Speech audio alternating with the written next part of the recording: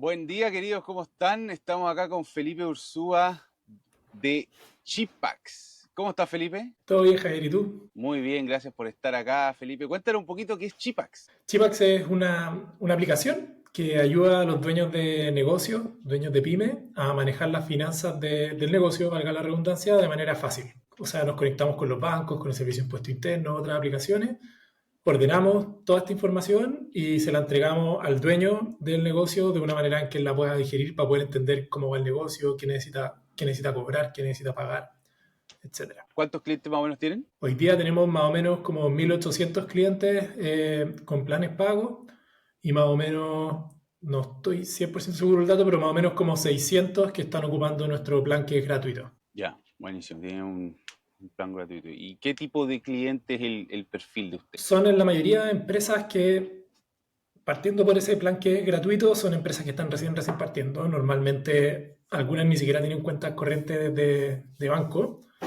Es como prácticamente el emprendedor solo o con dos o tres personas que están haciendo sus primeras ventas, sus primeras facturas.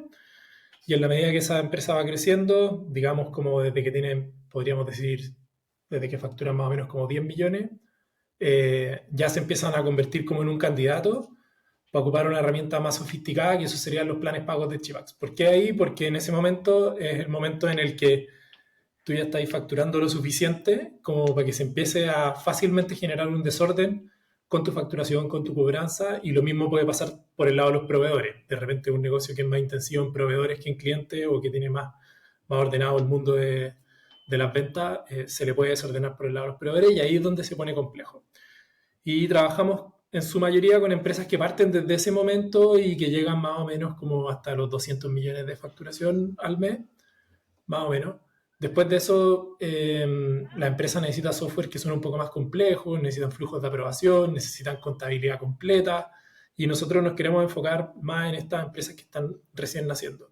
Y después sobre qué industrias son, hay de todo.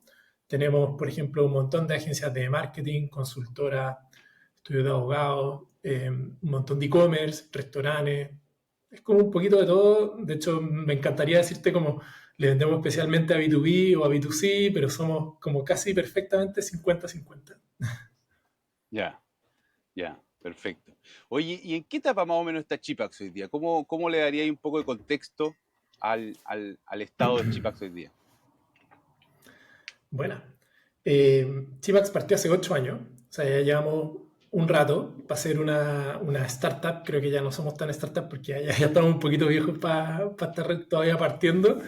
Eh, bueno, partimos hace 8 años, fue bien choro porque partimos desde una problemática específica que quizás te puedo contar después, y eso fue creciendo orgánicamente. En un punto nos metimos en el mundo del levantamiento de capital y abrir países y como volvernos locos con la expansión y con el blitzscaling, que es un término muy típico de básicamente quemar plata para crecer muy rápido y alcanzar rápidamente tu objetivo de vender la compañía. Y en un punto nos dimos cuenta de que ese modelo no estaba tan alineado con nosotros y tampoco nos estaba dando los resultados que nosotros queríamos. Entonces decidimos como frenar un poco, mirar alrededor, entender para qué éramos buenos, para qué no éramos tan buenos, para hablar con los clientes, para tener el equipo justo y como reagrupar un poco y armar este camino nuevo. Eso fue hace como 3 años, entonces, sí, 3 años. Entonces, sí, hoy día llevamos como 3 años en este camino de reconstrucción en donde pasamos el break-even, donde empezamos a enfocarnos solamente en un mercado, a tener una muy buena solución, a hablar más con clientes, a mejorar mucho más el producto, y también enfocarnos en canales de marketing que hicieran más sentido con lo que nosotros nos estábamos imaginando. Hoy día ¿Cuántos empleados tienen Chivax hoy día? tiene, hoy día somos casi 40 por ahí. Eh, Ya.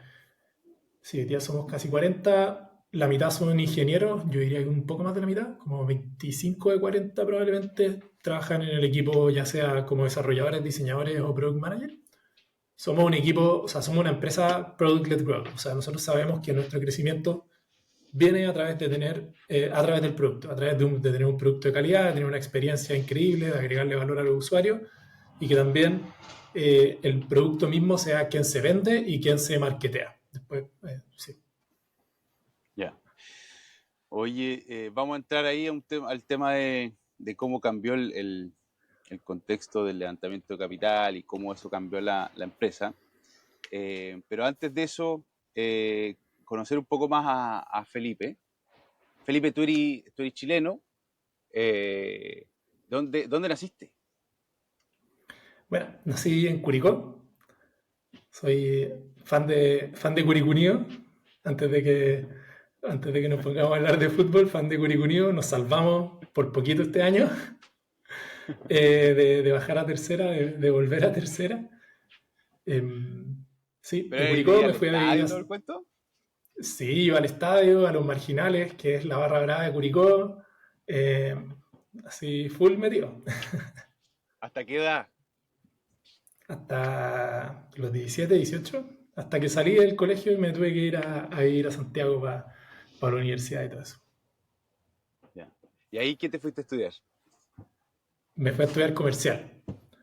Eh, yo sabía que sí o sí quería emprender desde muy chico. Yo creo que desde como 13 o 14 años ya sabía que quería sí o sí emprender, porque alrededor mío veía que toda mi familia, todos mis tíos, mis papás, mis abuelos son todos emprendedores. Entonces, para mí el concepto de cómo tenía que crearme mi trabajo o como mi cuento, siempre había sido a través de construir algo propio.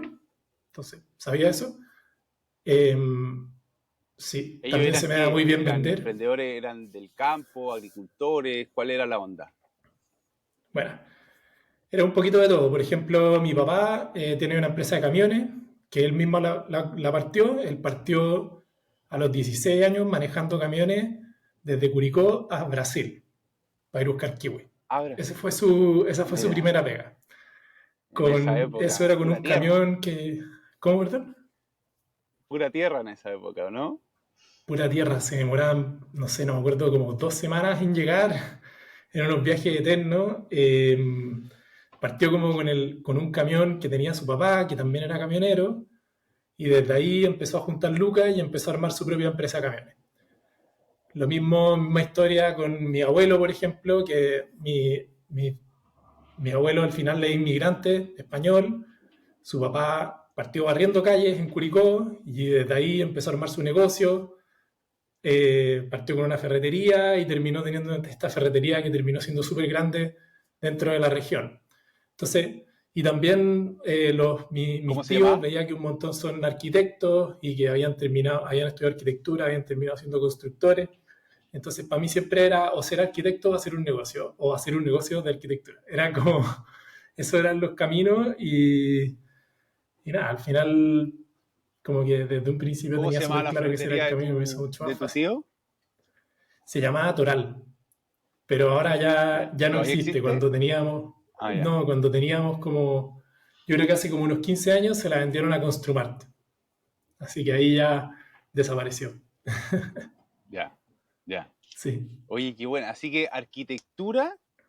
¿Y qué otra cosa me dijiste? O sea, emprender en algo relacionado a arquitectura. ¿O cuál era la otra? No, era o hacer algún negocio, lo que sea, o arquitectura. También desde muy chico, muy influenciado por un vecino mío. Siempre fui muy agrandado y me juntaba con los hermanos, o sea, con los amigos de mi hermano, que tiene 5 años más que yo, y él era buena onda, entonces me dejaba estar en el grupo y andar ahí. Y su mejor amigo es un informático, mega nerd, muy buena onda, muy máquina. Hoy día, para que te hagas una idea, trabaja como en la NASA de Europa, armando los controles remotos que disparan los cohetes, ¿cachai? No. Y nada, yo crecí con él, jugando un montón al computador, jugando Nintendo, ¿cachai? Viendo cómo armaba computadores. Ahí mismo yo me motivé y empecé a comprar celulares, a arreglarlos y a venderlos en el colegio. Entonces como que siempre había como un bichito de tecnología que me gustaba, no sabía que quizás iba a hacer un negocio en eso, pero me gustaba un montón la tecnología, pasaba mucho tiempo metido dentro en la tecnología aprendiendo y al mismo tiempo siempre se me ha dado fácil vender. Entonces como que está ese mix. ¿Y eso de vender de dónde viene? ¿Cómo aprendiste? ¿Qué? No sé, yo creo que viene con que cuando me gusta un tema, me apasiono un montón por ese tema y averiguo un montón, aprendo un montón y me gusta mucho transmitir. las cosas que me gustan, contarlas y como al final del día vendérselas a otras personas. Como, creo que es como viene de ese ejercicio de cómo cuento una historia y cómo a través de escuchar a la otra persona también voy contando esa historia y eso se va convirtiendo en una venta. Yo no me daba ni cuenta que estaba vendiendo, obviamente, pero al final obvio que eso es vender. Entonces llega un poco al final de concretar un negocio. ¿Y O a cómo vender una idea entonces también. pasaste a decidir, oye, y antes de eso, ¿qué le daban en Curicó? ¿Qué le echaban a la sopa para que terminara la NASA y el otro emprendiendo con chips? Algo hay ahí, ¿ah? En Curicó. Harto talento. No sé. Bueno, te fuiste a Santiago a estudiar comercial. ¿Por qué te decidiste comercial? Podría haber estudiado, no sé, alguna otra cosa como más relacionada a la creación, ingeniería, arquitectura, informática, pero decidiste comercial. ¿Por qué? Es una muy buena pregunta. Arquitectura fue quizá incluso una de mis primeras opciones casi todo el tiempo, pero al final sentía que yo quería ser arquitecto porque quería diseñar mi propia casa, como porque quería hacer algo para mí, pero no necesariamente porque me quería meter en el mundo y enfocarme 100% en estar diseñando espacios y como ese tipo de creación. No quería enmarcarme tanto en algo específico.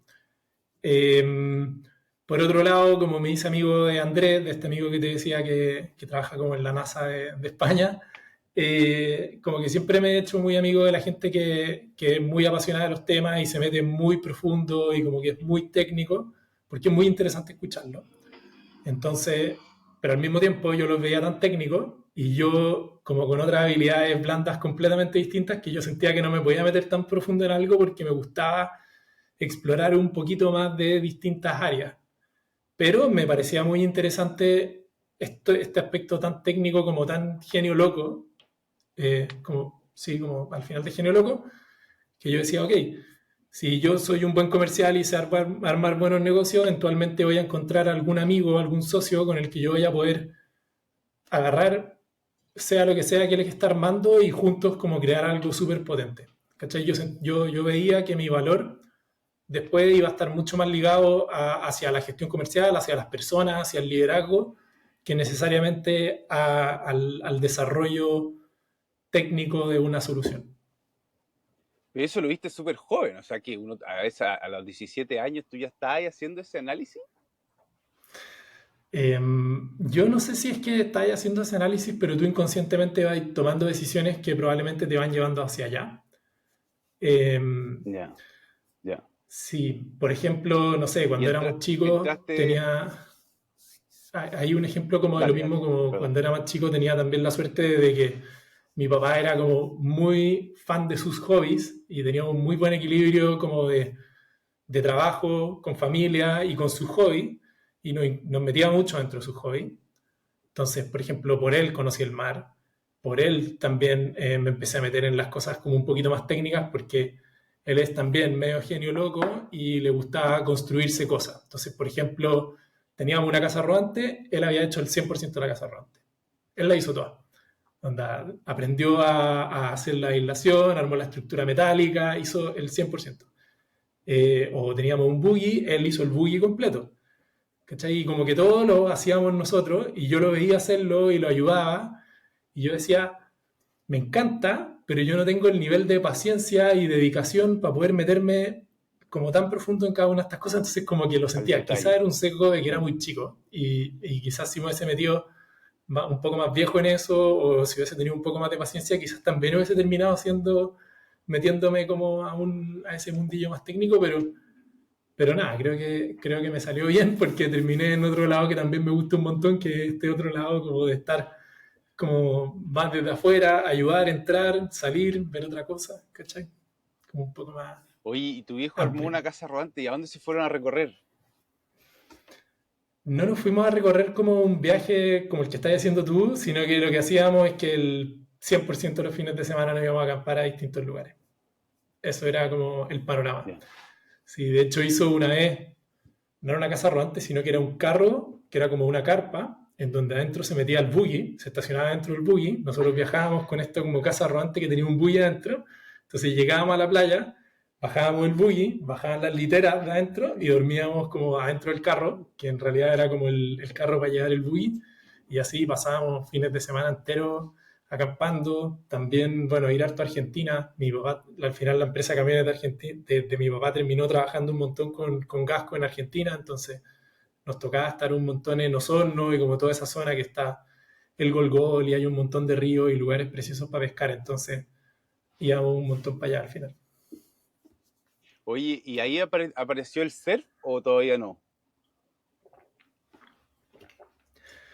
Yo quería surfear desde muy chico y mi papá también, y él hacía sus tablas de madera que se hundían y no funcionaban. Yo también estuve intentando hacer tablas, pero no teníamos ninguna referencia. Imagínate dos curicanos, todo el mundo en Curicó trabaja en el campo y no está ni ahí con el mar. Y nosotros ahí estábamos intentándolo, no lo logramos. Ahí yo, eso sí, en un viaje creo que, no sé, puede haber sido como a Viña, vi el sandboard y ahí ya me armé mi propio sandboard y empecé con el sandboard. También siempre me llamó mucho la atención el skate, pero como que nunca me pude meter en ninguno de estos deportes porque no tenía con quién hacerlo.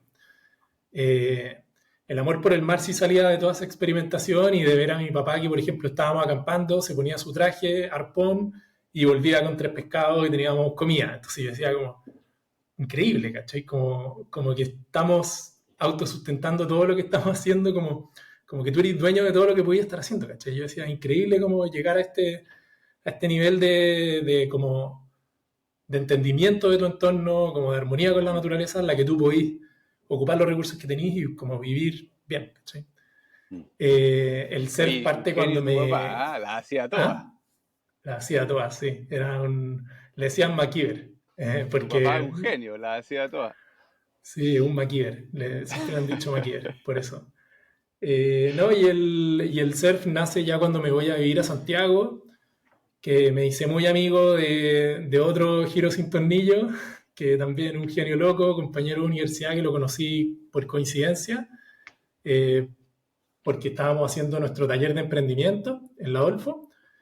Y nada, el taller de emprendimiento era muy entretenido porque al final uno tenía una idea y tenía que vender esa idea al curso. Y cada persona del curso tenía lucas, 1.000 pesos como reales, 2.000 pesos reales, y tú tenías que invertir 0 lucas o 2 lucas en cada una de las personas con las ideas que vendían. ¿Vale? Y yo como era bueno para vender, fui a vender mi idea y todo el mundo invirtió en mí y gané un montón, pero yo encontraba que mi idea no era tan buena. Yo encontraba que mi idea tenía muchos ¿Qué fallos. idea era? Era partía como del hecho de que todo el mundo anda todo el día con el celular en la mano, porque anda así, ¿cachai? Cosas, como que uno el celular lo anda moviendo por todos lados. Y en ese momento yo decía como los diseños de las carcasas quizás no son tan bacanes, entonces ¿qué pasa si empezamos a meterle diseños como hechos por artistas locales a las carcasas y ahí mismo metemos las marcas para poder generar brand awareness? Entonces yo decía como, ¿por qué no empezamos a armar como este sistema en el que empezamos a colaborar con artistas para a dar a conocer su trabajo en colaboración con las marcas y lo movemos a través de los teléfonos, ¿cachai? Que era una idea como que está ok, no sé si era una locura, y era un proyecto que a mí no me apasionaba nada porque no le agregaba mucho valor a nadie. Quizá al artista un poco, pero no era un proyecto como con demasiado contenido. Y mi amigo tenía un proyecto bacán, pero él no era tan bueno para vender porque era muy técnico, ¿cachai? Entonces yo gané, todos invirtieron en mí, y mi amigo le fue mal, o sea, no sé si le fue mal, pero no le fue tan bien, y se me acercó porque al final, como la empresa que tiene más inversión, la gente postula a trabajar en tu emprendimiento. Y mi amigo se acercó y me dijo, o sea, todavía no nos conocíamos, se acercó y me dijo, oye, está bacán tu idea, eh, pero creo que esta está mejor y quizás podríamos como juntarnos y armarlo juntos. Y yo le dije, ya, pues, como hagamos, juntémonos y armemos esta cuestión entre los dos y la rompemos. Así que ahí sé exactamente lo que venía mirando y lo que venía buscando hacer todo el rato, que era como juntarme con personas muy bacanes y armar cosas muy potentes que le agregaran valor a alguien al final. ¿Cachai? Y ese proyecto resultó ser súper enriquecedor. Lo que hicimos fue que estábamos experimentando con una prensa manual, o sea, tú hacías básicamente así, donde se prensaban ladrillos con tierra comprimida del mismo lugar. Entonces yo iba a un terreno, sacaba tierra, le hacíamos un estudio a la tierra para ver cómo la composición que tenía, y íbamos haciendo ladrillos de tierra en ese mismo lugar, los fraguábamos en ese mismo lugar para que quedaran más sólidos, y ahí mismo podíamos construir. Entonces teníamos esta tecnología y nos dimos cuenta de que había un pueblo que se llama Las Termas del Flaco, que queda en la mitad de la cordillera, cerca de San Fernando, que no tenía un consultorio. Entonces dijimos, oye, no puede ser que un pueblo en donde vive casi pura tercera edad no haya un consultorio. Y fuimos para allá, ellos nos pasaron un lugar en donde construir, como para probar nuestra tecnología, y les construimos un consultorio y nos conseguimos practicantes de San Fernando que fueran a atender al consultorio y quedó el consultorio andando, todavía sigue funcionando, le caen 3 metros de nieve todos los años y ahí está parado. Armaste un consultorio. Sí, ese fue nuestro ¿No? proyecto del verano. Qué increíble. ¿Cuánto se Sí, demoraron? nos demoramos 2 meses y medio trabajando de lunes a domingo de 8 a 7, más o menos. Lo que me motiva a seguir trayendo este contenido es saber que es valorado por ti. Por favor, si aún no lo has hecho, suscríbete y sigue este podcast. De esa manera me aseguro que vamos por buen camino. Lo agradezco de todo corazón. Increíble. ¿Y qué aprendiste en esos meses? Un montón de cosas. Aprendimos harto el trabajo en equipo, organizarnos bien. Había muchas cosas en las que habían como que cada uno tenía sus propias habilidades y eso no necesariamente lo hacía más o menos valioso para la conversación, sino que cada uno tenía su propio aporte a la conversación. También aprendimos un montón de cómo interactuar con las comunidades cuando uno está haciendo este tipo de proyectos, porque independiente de que estés construyendo un consultorio, uno pensaría ya, como todo el mundo va a estar feliz, pero en realidad no. Hay que trabajar con cada uno de los stakeholders, entender bien cuáles son sus necesidades, cuáles son sus aprensiones, ser capaz de ser súper honesto sobre eso. Eh, Así que fue como un mix de aprendizaje, un salto a la realidad igual, porque ese proyecto igual fue bien real considerando que estábamos en primer año de universidad. Increíble, increíble. Sí, De un emprendimiento en la Adolfo Ibáñez terminaron construyendo un consultorio en el verano. Impresionante. sí. Oye, y pasaste por la carrera. ¿Cómo fue ese proceso universitario para ti? Eh, Bien, fue entretenido. Yo igual soy como nerd y cuando me pongo un foco en algo le doy así con todo. Y sabía que tenía que salir de la U, que me tenía que ir bien, entonces me enfoqué, estudié un montón. Era igual bien Mateo, era un poco latero igual de Mateo. En ramos que no me gustaban tanto, obviamente guateaba, pero también fue bacán ir como descubriendo como cuáles son las áreas que me gustaban más y donde aprendía más. No sé, por ejemplo, ahí descubrí que me gustaba un montón la estadística, la economía, la macroeconomía, y eso me sirvió un montón para poder entender y para poder armar mejor el negocio hoy día. Eh, sí, fue una súper buena experiencia. También estuve tratando de emprender toda la universidad, que eso también fue bacán, que la universidad te da el espacio como para... Obviamente era difícil la universidad, pero si uno quería podía armar un negocio. Y yo estuve todo el rato intentando emprender con mi amigo, los dos ahí empujando, y no nos salía, pero aprendimos un montón, así que fue muy entretenido. ¿Qué ideas fracasaron? A ver, cuéntame de eso. Eh, a ver, el primer negocio que funcionó, pero lo dejé porque un poco me aburría, era que como me gustaba un montón andar en skate, empezamos a hacer como rutas de skate por Santiago con amigos y terminábamos siempre en el centro. Y ahí empecé a encontrar muchas tiendas de ropa usada y empecé a comprar ropa en esa ropa usada y armé un e-commerce y empezamos a vender esa ropa usada a través del e-commerce. Hoy día eso es como uno pensaría como ya es re simple, pero estamos hablando de hace, no sé, de No, hace 14 no años existía ni atrás. Shopify. ¿Cachai? Claro, entonces empezamos a vender así, empecé a vender así en verdad, perdón, tenía una persona que me arreglaba la ropa y yo la vendía. Eso me pagó mi primer viaje que hice solo y afuera de Chile, que me fui a Brasil, de hecho, que me abrió los ojos un montón.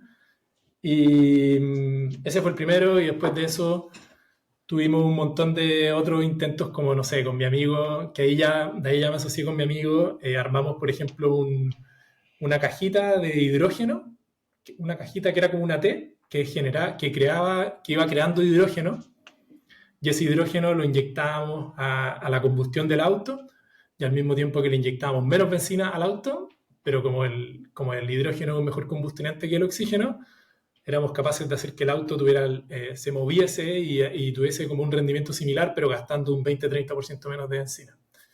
Ese fue un proyecto que estuvimos trabajando un montón de tiempo, como 2 años, que era súper técnico, era súper difícil, pero era mega entretenido. Creo que eran de esos tipos de proyectos que eran más como por la ciencia y como por lo disruptivo que podía ser, que necesariamente porque lo viéramos en algún momento tan cercano, estaba lejos. Ahora ya hay autos de hidrógeno igual, pero en ese momento se veía lejos. Oye, espérate, ¿y el hidrógeno cómo rompíais las partículas? ¿O adquiríais el hidrógeno y lo embutí? ¿Cómo era? A ver, cuéntame.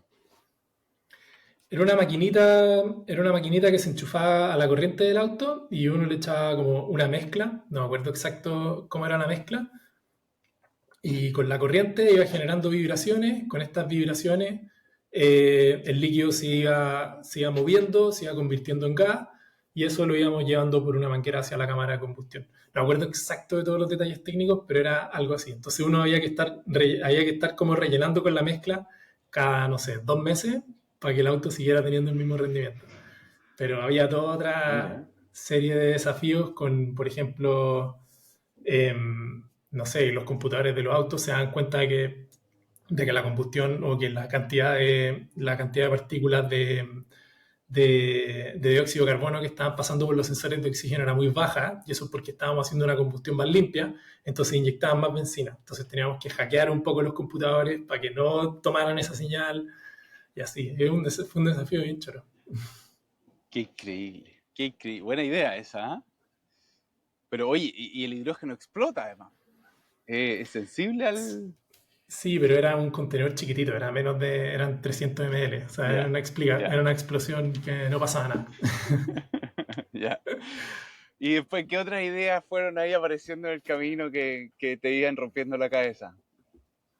Mm, Otro proyecto entretenido que tuve en la U fue que, como me gustaba un montón la economía, me empecé a dar cuenta, y también viendo los ramos de finanzas de la universidad, veía como evaluación de proyectos y empezaba a entender por qué ciertas regiones o ciertas municipalidades, por ejemplo, elegían hacer un proyecto, no sé, por ejemplo, poner una salmonera o, no sé, cualquier tipo de proyecto que pueda atraer nueva inversión a la ciudad, como en base a qué tomaban esa decisión, y era siempre terminaba haciendo evaluación de proyecto, cuánta plata estaba generando, cuántos trabajos podía generar, y sentía que eso estaba muy roto porque en ese lado se podía medir muy fácil el impacto económico del proyecto, pero en la naturaleza no se puede medir tan fácil el impacto económico, porque no sé, el impacto económico de un borde costero sano, o sea, de un borde costero que se quede como está, y preservarlo, también tiene un valor económico, que es muy grande, es infinitamente más grande que una salmonera, por ejemplo. Y una salmonera es un proyecto que se queda 20 años, y un borde costero sano es un proyecto que se queda para toda la vida. Entonces empecé a armar, tomando unos papers que encontré en una universidad en Estados Unidos, una teoría económica que se llama Surfonomics, eh, que lo que hacía era medir el impacto, o sea, medir el beneficio económico de los recursos naturales. Entonces lo que empecé a hacer fue trabajé con Cofquecura en ese momento, que se estaban tratando de proteger de un proyecto de salmonera con la comunidad, no con la municipalidad, para poder medir cuál era el impacto económico que tenía su borde costero, que es un borde costero súper rico en fauna marina, en flora, que tiene todos estos campos, que tiene un montón de turismo, que también las tierras se van valorizando. Entonces había un impacto económico gigante que se estaba dejando de lado, y que no se estaba considerando al momento de medirlo contra otro proyecto que era como Lucas Directo. Entonces estuve trabajando también un buen tiempo en eso. Eh, También muy entretenido otro proyecto que igual era súper difícil de rentabilizar. ¿Quién me paga por hacer esto? Yo no le quería cobrar a una comunidad porque la idea era que fuera accesible esta herramienta. No le puedo cobrar a nadie, básicamente, porque estoy como tratando de equiparar la cancha nomás. Mm, mm. Claro, no todo se podía transformar en un negocio y ahí fuiste aprendiendo ese aprendizaje. Claro. Oye, qué increíble todas las cosas que hiciste. Y todo esto en la universidad, mientras estabas estudiando. Sí. Ya. Y ahí que, Habían semestres en los que me desenfocaba un poco la universidad, me echaba un par de ramos por hacer negocio y tenía que volver atrás, y así que no fue una línea recta la carrera, pero lo pasamos bien. ya, ¿y después qué pasó? Eh, Después de eso, bueno, el último año de mi universidad, bueno, elegí hacer como una especie de especialización, que le llaman magíster, pero es como un año específico sobre un tema. En mi caso lo hicimos de innovación y emprendimiento, lo hice con mi amigo, porque lo que queríamos hacer era salir a vender estos kits de hidrógeno. ¿Vale? Entonces Ya, nos pusimos ya con todo a trabajar en eso. Estuvimos todo el año trabajando en ese proyecto para nuestra tesis. Nos fue bien, salimos de la U, bacán, con buena nota. Al proyecto no le fue tan bien, era demasiado difícil de vender. Al final nosotros lo queríamos vender a los taxis y decíamos como, ¿qué pasa si solo se lo vendemos a los Nissan B16? Es un mercado súper grande, un montón de plata. Pero después nos dimos cuenta de que los Nissan B16 tenían distintos computadores dependiendo del año, ¿cachai? Como que tenían un montón de cosas que lo hacían muy poco escalable. Eh, y entonces ya me tenía que poner a buscar pega. Y un poco antes del magíster de emprendimiento, en mi último semestre como de universidad pre-magíster, siempre había estado un poco como, le tenía mal a las empresas grandes. Decía como no, las empresas grandes no sirven para nada, deberían ser todas las empresas más chicas, los países deberían ser más chicos, como que siempre reclamaba contra que es muy ineficiente que haya empresas tan grandes y es demasiado monopólico, oligopólico lo que hacen las empresas grandes, entonces como que no me gustaba. Dije, ya, pues, pero si reclamo tanto, tengo que por lo menos vivir la experiencia, y me metí a trabajar a L'Oreal para poder cachar qué onda, pues si es que realmente era tan malo como yo decía. Y resultó que obviamente no era tan malo, adentro hay personas que están haciendo su pega, que están tratando de hacer lo mejor posible, que hay un impacto, todo. Aprendí un montón de procesos, hice muy buenos amigos, y ahí en específico me hice una amiga que cuando salí de la U me dijo, oye, mi hermano está partiendo una empresa de software, un software para inmobiliaria, o está como empezando a crecer y necesita a alguien que venga a vender. ¿Vale? Vente para acá. Ella se acaba de meter a la empresa como para hacerse cargo de operaciones. Se había salido de L'Oreal y se había ido para allá. Entonces, nada, me fui a L'Oreal, trabajar perdón, para allá. ¿L'Oreal es Unilever? No, L'Oreal no es paraguas, es su propio Ah, ya, paraguas de empresa. Sí, como ya, su, ya. Y ahí, perdón, y ahí em, trabajaste qué, de Product Manager, ¿qué hiciste ahí en L'Oreal? Estuve trabajando en trade marketing, tuve como 9 meses más o menos, un año por ahí, como todo el último año de universidad, mientras me quedaban como los últimos ramos, trabajaba ahí a veces part-time, a veces full-time, estuve metido allá adentro. Y nada, muy entretenido, aprendí un montón de procesos, de cómo llevar, porque me tocó un montón de pega de definir procesos y me tocó después hacer que esos procesos lo, lo adoptara la gente, porque al final los procesos no sirven para nada si es que la gente no los compra. Entonces me tocó un montón vender los procesos que yo estaba generando, y yo era un cabro chico que todavía ni siquiera salía de la universidad, que tenía un montón de apoyo de mi jefe y de mi amiga que también estaba en trade marketing, entonces como que podía empujar un poquito más, pero seguía siendo un cabro chico. Eh, y nada, ya terminé la pega para irme al magíster y empezar a emprender con todo. Este emprendimiento con el hidrógeno no nos funcionó como queríamos, y me salió la oportunidad de entrar a trabajar en esta empresa de software que estaban haciendo. Una empresa que en verdad era enfocada en estudios de mercado para inmobiliaria y estaba abriendo como un ala de software. Y fue bacán, fui la segunda contratación de venta. Éramos dos vendedores. Era una empresa que vendía estudios de mercados para inmobiliaria y estaba abriendo una línea de software que era un CRM especializado como en la venta de proyectos nuevos. Em, Nada, entré a ese proyecto sin cachar mucho, sabiendo que quería trabajar, que quería ganar lucas un rato y como entender qué es lo que pasaba. Nunca perdí de vista, eso sí, que quería tener mi propio negocio. Eso como que era algo clave, pero quería como foguearme un poco. Sentía como que llegar y emprender de una quizás no me daban las lucas ni me daba la experiencia para poder hacerlo. Y nada, fue una experiencia súper entretenida porque de una hice muy buen clic con el fundador, con Tomás, que es el CEO, y empezamos a trabajar juntos un montón. Empecé a meterme como en el mundo de las ventas. Yo pensaba en un principio en ese momento pensaba que quizás todavía no era tan, o no le pegaba tanto a las ventas, me daba un poco más de susto vender, y como que de ahí empecé a desarrollar un poco el estilo de ventas que hoy día tengo, creo, o que siento que siempre tuve, quizás solo que no sabía que era un estilo, que era una manera de vender.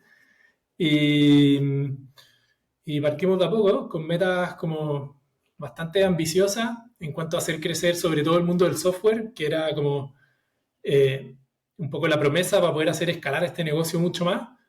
Pero también en ese mismo momento me di cuenta de que la empresa tenía un muy buen producto y una muy buena operación creada en torno al servicio a los estudios de mercado. Entonces vi ahí igual que había una muy buena oportunidad de, ya tenemos un producto que es súper bueno y que a nuestros clientes les gusta mucho y que tiene un buen ticket y que tiene recurrencia. Entonces, metámosle proceso a esto, que ahí es donde venía todo lo que aprendí en L'Oreal, metámosle proceso a esto, armémoslo que sea una maquinita que empiece a crecer y empecé como un poco a malabarear en los dos lugares, a traer nuevos clientes con este mundo de a vender software, que tenía sus propios desafíos, que ahí te voy a contar, y por el lado de la investigación de mercado, un poco organizar todo, porque ya estaban los clientes, ya habían posibles ventas específicas, como que ya había un montón de cosas para hacer, solo faltaba como ordenarse y empezar a aprovechar todas las oportunidades que habían para poder crear un negocio. Yo creo que muchas veces en eso de repente fallan los emprendimientos, que es como que la oportunidad está ahí y como que le da un poquito de miedo como ir a buscarla o de repente es más fácil pensar que algo nuevo va a cambiar las cosas del negocio cuando realmente lo que ya está le hace falta quizás un par de cambios y listo. Es mucho más fácil mejorar lo que ya tienes que hacer algo nuevo. Entonces vale mucho más la pena primero esforzarse en ese camino y después empezar a meterse en el otro. Entonces empezamos a crecer un montón. No me acuerdo exacto, nos multiplicamos casi como por 5 o por 6 en 2 años, crecimos súper rápido, abrimos, me tocó hacerme cargo siendo súper chico, a los 6 meses trabajando ahí, o menos 4 meses, ya me tenía que hacer cargo del equipo comercial que en realidad éramos dos personas, la vendedora que estaba antes y yo nunca había sido jefe, nunca había dado feedback, fue un temón porque como que me daba miedo ser mala onda, entonces como que no me atrevía a dar feedback y como no daba feedback después era todo peor, ahí aprendí un montón. Eh, También aprendí un montón saliendo al mercado, saliendo a venderle a gente muy máquina, yendo a venderle a gerentes comerciales de inmobiliarias grandes, o sea, gente que ya lleva un montón de tiempo trabajando, que sabe un montón de la industria, y ahí llegó un cabrón chico que lleva 6 meses trabajando en la empresa y te llega a vender una idea, una solución, y decía, chuta, como que quizás cada uno es especialista en su propio tema y al final del día lo que cada uno quiere es como no equivocarse y hacer como su pega lo mejor posible. Entonces, si es que nosotros somos capaces de plantear un producto que le va a resolver problemas concretos a los clientes, como da lo mismo la cantidad de experiencia que yo tenga, si es que yo soy capaz de entender bien el problema y de resolverlo bien sobre Mm, todo. Eh, mm. Así que nos enfocamos un montón en eso y crecimos harto. Fue un viaje súper entretenido. Y ya cuando ya había pasado creo que los 2 años, o estaba cerquita de los 2 años, otra cosa que también sabía de antes, que sabía desde que aprendí cuando estaba en el colegio, estudié en la Alianza Francesa, entonces me tocó ir a Francia cuando era chico, a los 17. Tuve mucha suerte como de poder hacer ese viaje y darme cuenta de que habían otras maneras de vivir la vida. Me acuerdo de haber llegado a Brujas y ver como todo el mundo tenía buena calidad de vida y como a las 5 de la tarde la gente dejaba de trabajar, pero la economía estaba todo bien, ¿cachai? No estaba como quemándose todo en fuego porque la gente no estaba trabajando 3 horas más al día. Mm. Como un todo veía que todo, como la sociedad estaba mejor y yo decía, oye, esto se puede, como que podemos estar todos mejor y creo que me gusta el ritmo, el estilo de vida que tiene algo como esto, me gustaría vivir en algo así. Eh, Mm. y como tenía esa hambre de ir a buscar un lugar en donde vivir, Nunca me deja de sorprender que el 80% de quienes escuchan este podcast aún no nos siguen. Hagamos un trato. Tú le das a la campanita de seguir a este podcast y yo me comprometo a seguir generando contenido cada vez mejor. ¿Tenemos un trato? Muy bien. Sigamos con el show. claro, a los 2 años me dio básicamente el bichito que le da a todos los millennials de querer irse de viaje y explorar y buscar un lugar y etcétera. Así que nada, vendimos todos los muebles de la casa, un poco como lo hiciste tú, pero menos instalado porque probablemente porque éramos chicos, no teníamos departamento, no teníamos nada. Vendimos todo y nos fuimos de viaje. Y mientras estábamos de viaje, nuestra meta ambiciosa era crear un negocio mientras estábamos de viaje y sustentarnos con ese viaje. O sea, sustentarnos con ese negocio. Súper ambicioso. Y nada, partimos, hicimos todo e-commerce. Uno vendía en Europa y el otro vendía en Estados Unidos. Para diversificar un poco el riesgo, hicimos dos negocios distintos. Era un montón de pega tener dos negocios. Y le estaba yendo, ok, no la estaba así como rompiendo. Y en un momento nos empezó a ir bastante mal. Estuvimos más o menos como un año viajando. Estuvimos viajando ¿Qué entre, año es esto? esto fue hace 6 años, así que fue el 2018.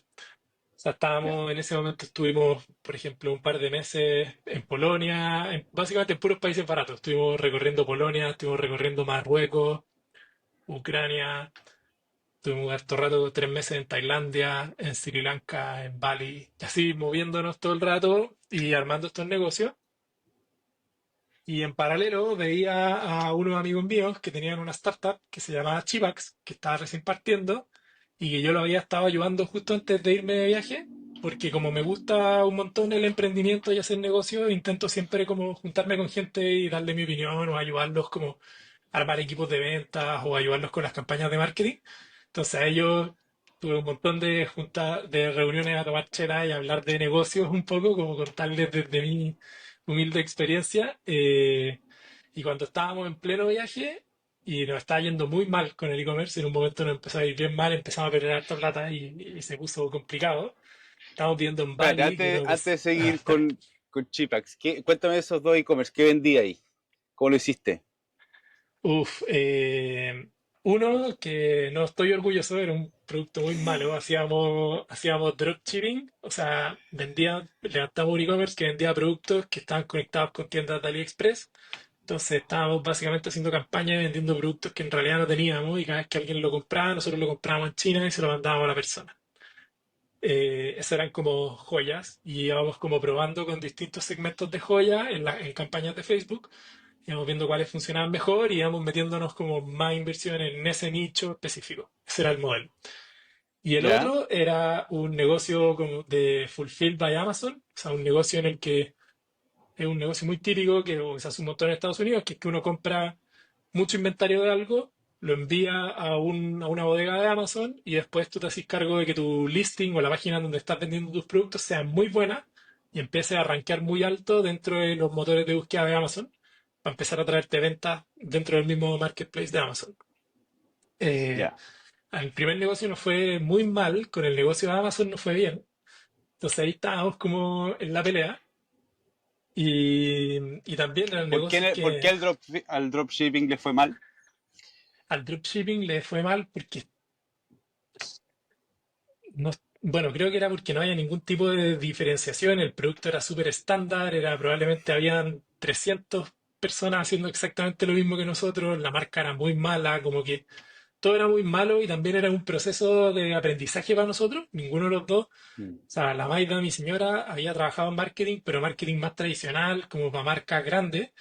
Y yo había trabajado solo en ventas siempre, pero siempre me había mucho llamado la atención el marketing y la creación de la marca, como lo potente que mm, puede ser mm. en la experiencia de comprar algo, la marca, porque en mi trabajo anterior, trabajando en esta empresa de software y estudios de mercado, veía que en nuestro entorno habían stakeholders que de repente no tenían un buen producto o servicio, pero tenían una buena marca.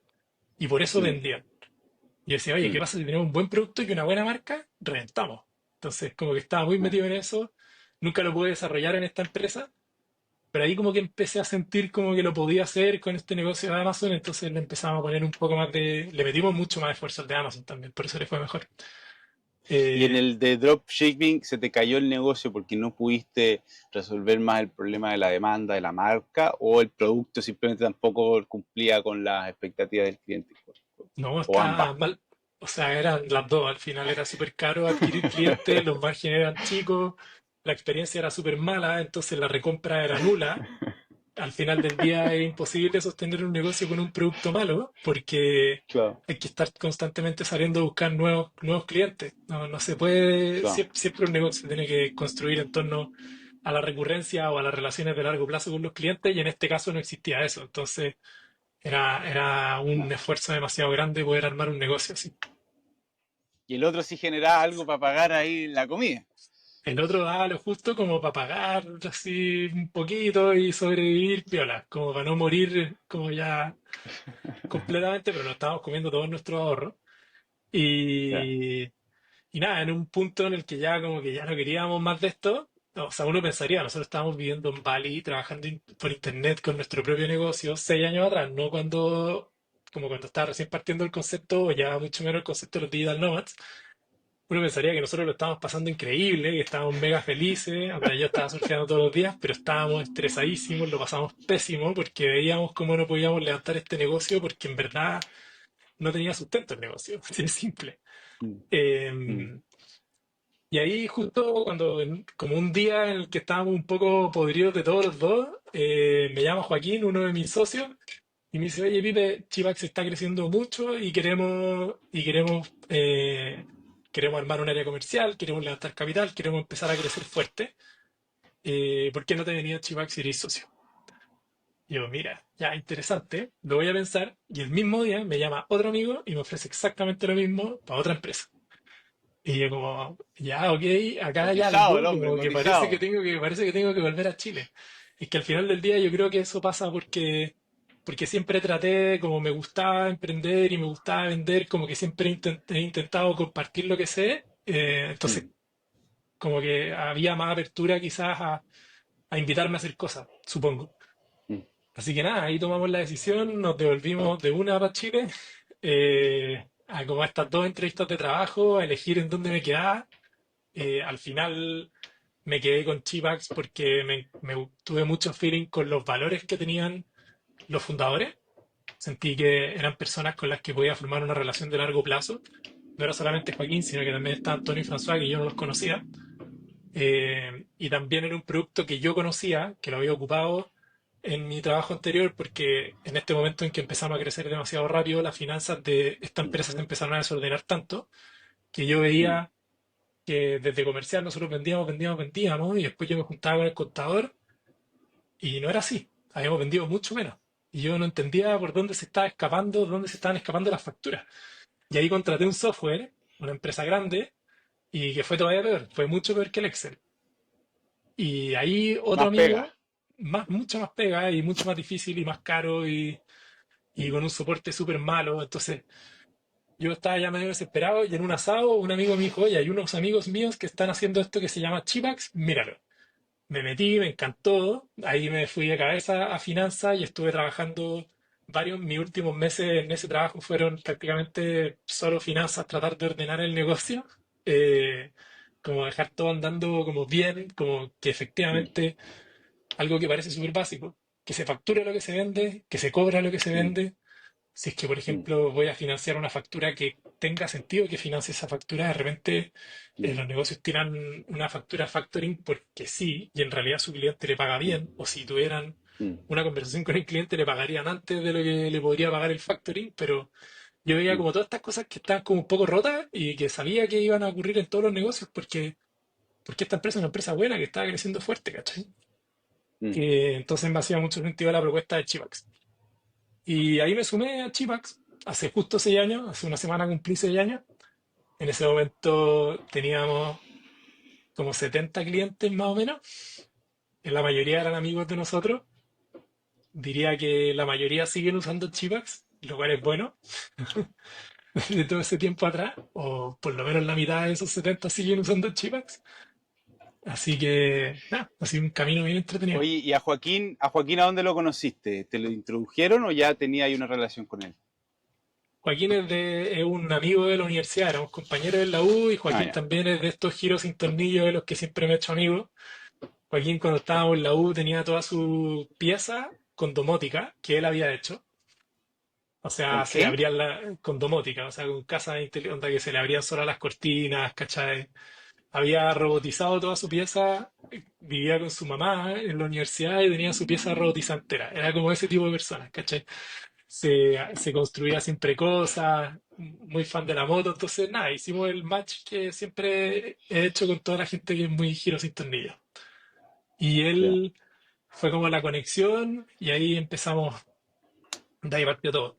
Y Tony con François, que son mis otros dos socios, fueron, fueron compañeros de jardín infantil, de colegio y de universidad.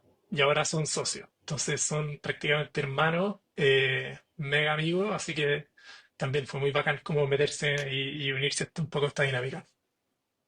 Ya, y ahí te metiste a Chipax con 70 clientes y en 6 años los escalaste a 1800. Sí, Em, ¿Cómo estaba creciendo en ese minuto Chipax y qué destrabaste tú del crecimiento en ese minuto? De 70, ¿cómo llegaste a los 100, a los 150? una pregunta.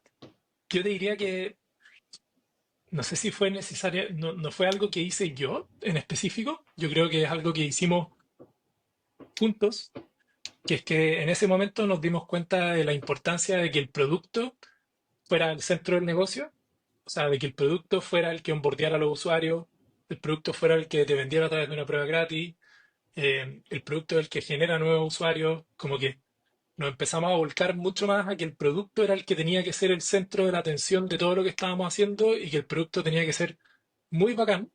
Y en ese momento también veíamos que estábamos creciendo porque la gente nos recomendaba. Porque obviamente estábamos empezando a hacer, cuando yo llegué había una agencia que estaba empezando a hacer campañas de marketing, ok, pero al final del día el negocio estaba creciendo porque teníamos algo bueno que le agregaba valor a alguien que resolvía un problema real. Entonces, estas personas a las que le estábamos resolviendo problemas le recomendaban a otras personas, a otros emprendedores Chivax. Entonces ahí es donde nos dimos cuenta de que un buen producto es un activo para poder hacer crecer un negocio. Como el punto de partida, de hecho, para mí. Entonces, nada, como que le seguimos metiendo a eso. Obviamente, eh, ahí yo me puse a hacer anuncios porque ya sabía y me gustaba y nos empezamos a meter como todo en este otro mundo también del marketing digital, que obviamente ayuda, pero al final del día todo termina en que si es que yo hago una campaña increíble, no puedo llegar a un producto malo. Tengo que llegar a un producto bacán, una experiencia que esté bien pensada, que esté bien diseñada, que arregle un problema. Entonces, como que ese es el final como Es difícil del cuento. porque tenéis que de alguna manera generar el tráfico suficiente al producto para ir testeándolo rápido e ir creciendo rápido. Entonces el marketing te ayuda con eso, pero también es costoso acelerar la micro. Entonces, y tenía ese trade-off difícil de decir ya, ¿hasta dónde llego? ¿Cómo hiciste ese ejercicio de sabéis que ya enfoquémonos 100% producto por mucho que vamos a ralentizar el crecimiento un poco hasta que la cosa agarre más vuelo por sí misma? ¿Cómo hiciste ese ejercicio? No siempre fue así, obviamente en el camino nos desviamos y en un momento invertimos un montón en anuncios, como que hemos pasado por etapas, yo te diría que el 90% del tiempo ha sido foco en el producto, pero igual uno a veces se desconcentra. Eh, ¿Cómo fue? Yo te diría que en general ha sido como un montón de hablar con los clientes, de entender como por qué les gusta Chivax, más allá de lo que nosotros estamos haciendo, como con sus propias palabras, cuáles son las sensaciones que tienen cuando están usando Chivax, por qué es bacán para ellos, qué problema les resuelve, y ir metiéndonos en ese mundo. Porque, no sé, pues en un principio nosotros pensábamos que haciendo los reportes más avanzados del mundo le íbamos a romper. Pero en realidad nosotros le estamos vendiendo a emprendedores que no saben mucho de finanzas porque, no sé, por ejemplo, les gustaba cocinar y se les ocurrió hacer un negocio con un restaurante y como consecuencia de que el negocio le va bien, esta persona tiene que saber de finanzas porque si no su negocio muere. Mm, Dijimos, ¿cómo vamos rompiendo esta brecha que hay entre las finanzas y el software financiero y también el llevar tu negocio? Entonces, es como, no sé si hay como una estrategia específica, creo que era tener este buen producto y también ir trabajando en canales de adquisición, aquí ya más desde el punto de vista marketing, canales de adquisición que estén mucho más vinculados con traernos primero muy buena calidad, como alta intención dentro de los usuarios que estuviesen llegando a nuestra plataforma. Y eso era, por ejemplo, una buena estrategia de SEO, ¿sí? Como tener mm, muy buen contenido, como acercar esta brecha educacional que hay en torno a las finanzas de las pymes y los emprendedores. O sea, yo estudié ingeniería comercial y cuando salí de la U no sabía cómo administrar un negocio. No sabía lo que era mm, la conciliación mm, bancaria porque a mí me enseñaron contabilidad como, como más como armar cuentas T, como me enseñaron el balance, pero no me enseñaron, me enseñaron a armar un flujo de caja, pero nunca entendí bien para qué era. ¿Cachai? Entonces, cuando llegué al negocio fue como, chuta, ¿qué es esto? Y eso le pasa probablemente a todos, porque si yo estoy comercial y me pasó eso, probablemente le pasa al 90% de las personas que emprenden. mm, Entonces nos mm, metimos un montón en la educación, en el contenido educativo, como para crear una base que se sustentara para seguir creciendo en el futuro. Hoy día el SEO sigue siendo relevante para nosotros, por lo mismo. Eso te iba a preguntar, o sea, el SEO se demora un poquito al principio en agarrar duelo y en darte la autoridad. ¿Qué fuiste mirando que te da la tranquilidad de que tú ibas funcionando? ¿Cómo ibas tú dándote cuenta que el SEO iba funcionando en una primera etapa? Nosotros trabajamos como con una metodología de SEO que era en torno a, se llama Skyscraper, que es como agarrar como pilares de contenido y tener como una gran vertical de contenido en torno a ese tema que está completamente relacionado con tu producto y ir escribiendo artículos o contenido alrededor de eso. Entonces, nuestro objetivo primero fue tener un artículo de flujo de caja, un estado de resultados. En realidad, esos dos eran los más importantes. Dijimos, logremos que estos dos artículos ranqueen primero en Google, en Chile. Mm, Y ese era el mm, objetivo, íbamos siguiéndolo y generamos el contenido, nos preocupamos de que fuera muy buen contenido, que estuviese escrito por un humano, que tuviese un lenguaje sencillo, que fuese acorde al mm, lenguaje de Chivax. También creo que mm, eso igual ayuda un montón a que nos vaya bien, como la consistencia en el lenguaje, en el diseño, entre lo que ocurre en marketing con lo que ocurre en el producto. Como que no son cosas distintas. mm, mm. Tienen valores similares, ¿cachai? Entonces, nada, vimos cómo iban creciendo estos artículos y desde ahí nos empezamos a meter como en verticales adyacentes de contenido que podían ir alimentando esta gran estrategia. Sí, ahí va. Ya. Ok, entonces SEO te ayudó un poco a posicionar Chipax orgánicamente y después empezó todo esto del levantamiento de capital, necesitamos plata para explotar y llegar a Singapur y ser la plataforma de Y Combinator. ¿Cómo se vivió ese proceso, ese cambio de ya, logramos sostener un poco la base cliente, después viene explotemos? ¿Cómo se vivió eso? Cuando entré a Chipax justo estábamos en la duda de si queríamos o no queríamos levantar plata, porque veíamos que estaba este producto que era súper bueno y que nos estaba yendo bien y nos daba miedo que meter inversionistas nos iba a generar presiones incorrectas a tomar decisiones incorrectas, que eran decisiones que no eran las mejores para el negocio, pero sí quizás las mejores apuestas para el negocio, no sé, o como sí, quizás no están bien ligadas. Y nuestra primera ronda la hicimos también hace 5 años atrás, donde no había mucho ecosistema de Venture Capital en Chile como el que hay hoy día, que está infinito más desarrollado. Y en ese momento la mayoría de nuestros inversionistas eran nuestros clientes. Fueron clientes que se acercaron a nosotros a decirnos, oye, Chivax está muy bueno, quiero invertir. Y ahí es como empezamos a armarnos de valor para salir a buscar plata y empezar a seleccionar como quienes queríamos tener dentro de nuestro cap table al final del día. Y nos lanzamos con eso, seguimos creciendo bien y hubo un punto en el que queríamos desbloquear un siguiente nivel de crecimiento, porque el Excel Espérate, ¿cuánto aguanta un montón. levantaron en esa primera ronda? Fueron $300.000. ¿Con cuántos inversionistas? Eran tres inversionistas. Ya. Ok, y eso detonó. ¿Qué hiciste con esa plata, básicamente? ¿En qué la quemaste? Eh, Nos pusimos a agrandar un poco el equipo, no tanto tampoco en ese momento, pero sí empezó a crecer el equipo y empezamos a invertir un montón más en anuncios, porque si bien veníamos creciendo muy bien, veíamos cómo podíamos llegar como a una asíntota de crecimiento en donde obviamente a pesar de que el producto es bueno, tenemos churn. Todos los negocios tienen churn y sobre todo si es que te estás vendiendo a pymes que son Mm, inherentemente inestables. quiebran. Claro. Entonces, estábamos viendo cómo estábamos muy cerca de llegar a un punto en donde, dado el volumen de clientes que teníamos, nuestro volumen de venta iba a ser menor al volumen de churn, o iba a empezar a equipararse muy rápido. Mm, Entonces, ese crecimiento orgánico ya no era suficiente para poder hacer que el negocio se siguiera multiplicando 3 por. mm, De hecho, me acuerdo que decíamos como ya nuestros próximos 5 años son 3 por, 3 por, 3 por, 2 por y 2 por. O era 5 y 3, no me acuerdo, pero era una locura. eh, Pendejo igual, como no entendíamos bien todavía lo que nos estábamos metiendo y metíamos estos números en el Excel y aguantaban. Entonces, para poder generar toda esa aceleración, nos pusimos a invertir un montón en marketing digital, en más presencia de marca, más anuncios, más acciones de marketing y nos dimos cuenta de que si bien nos ayudó a acelerar, no nos ayudó para hacer ese 5 por que tenía, era 5 por, 5 por, de nuevo 5 por y después 3 y 3. O sea, era una locura.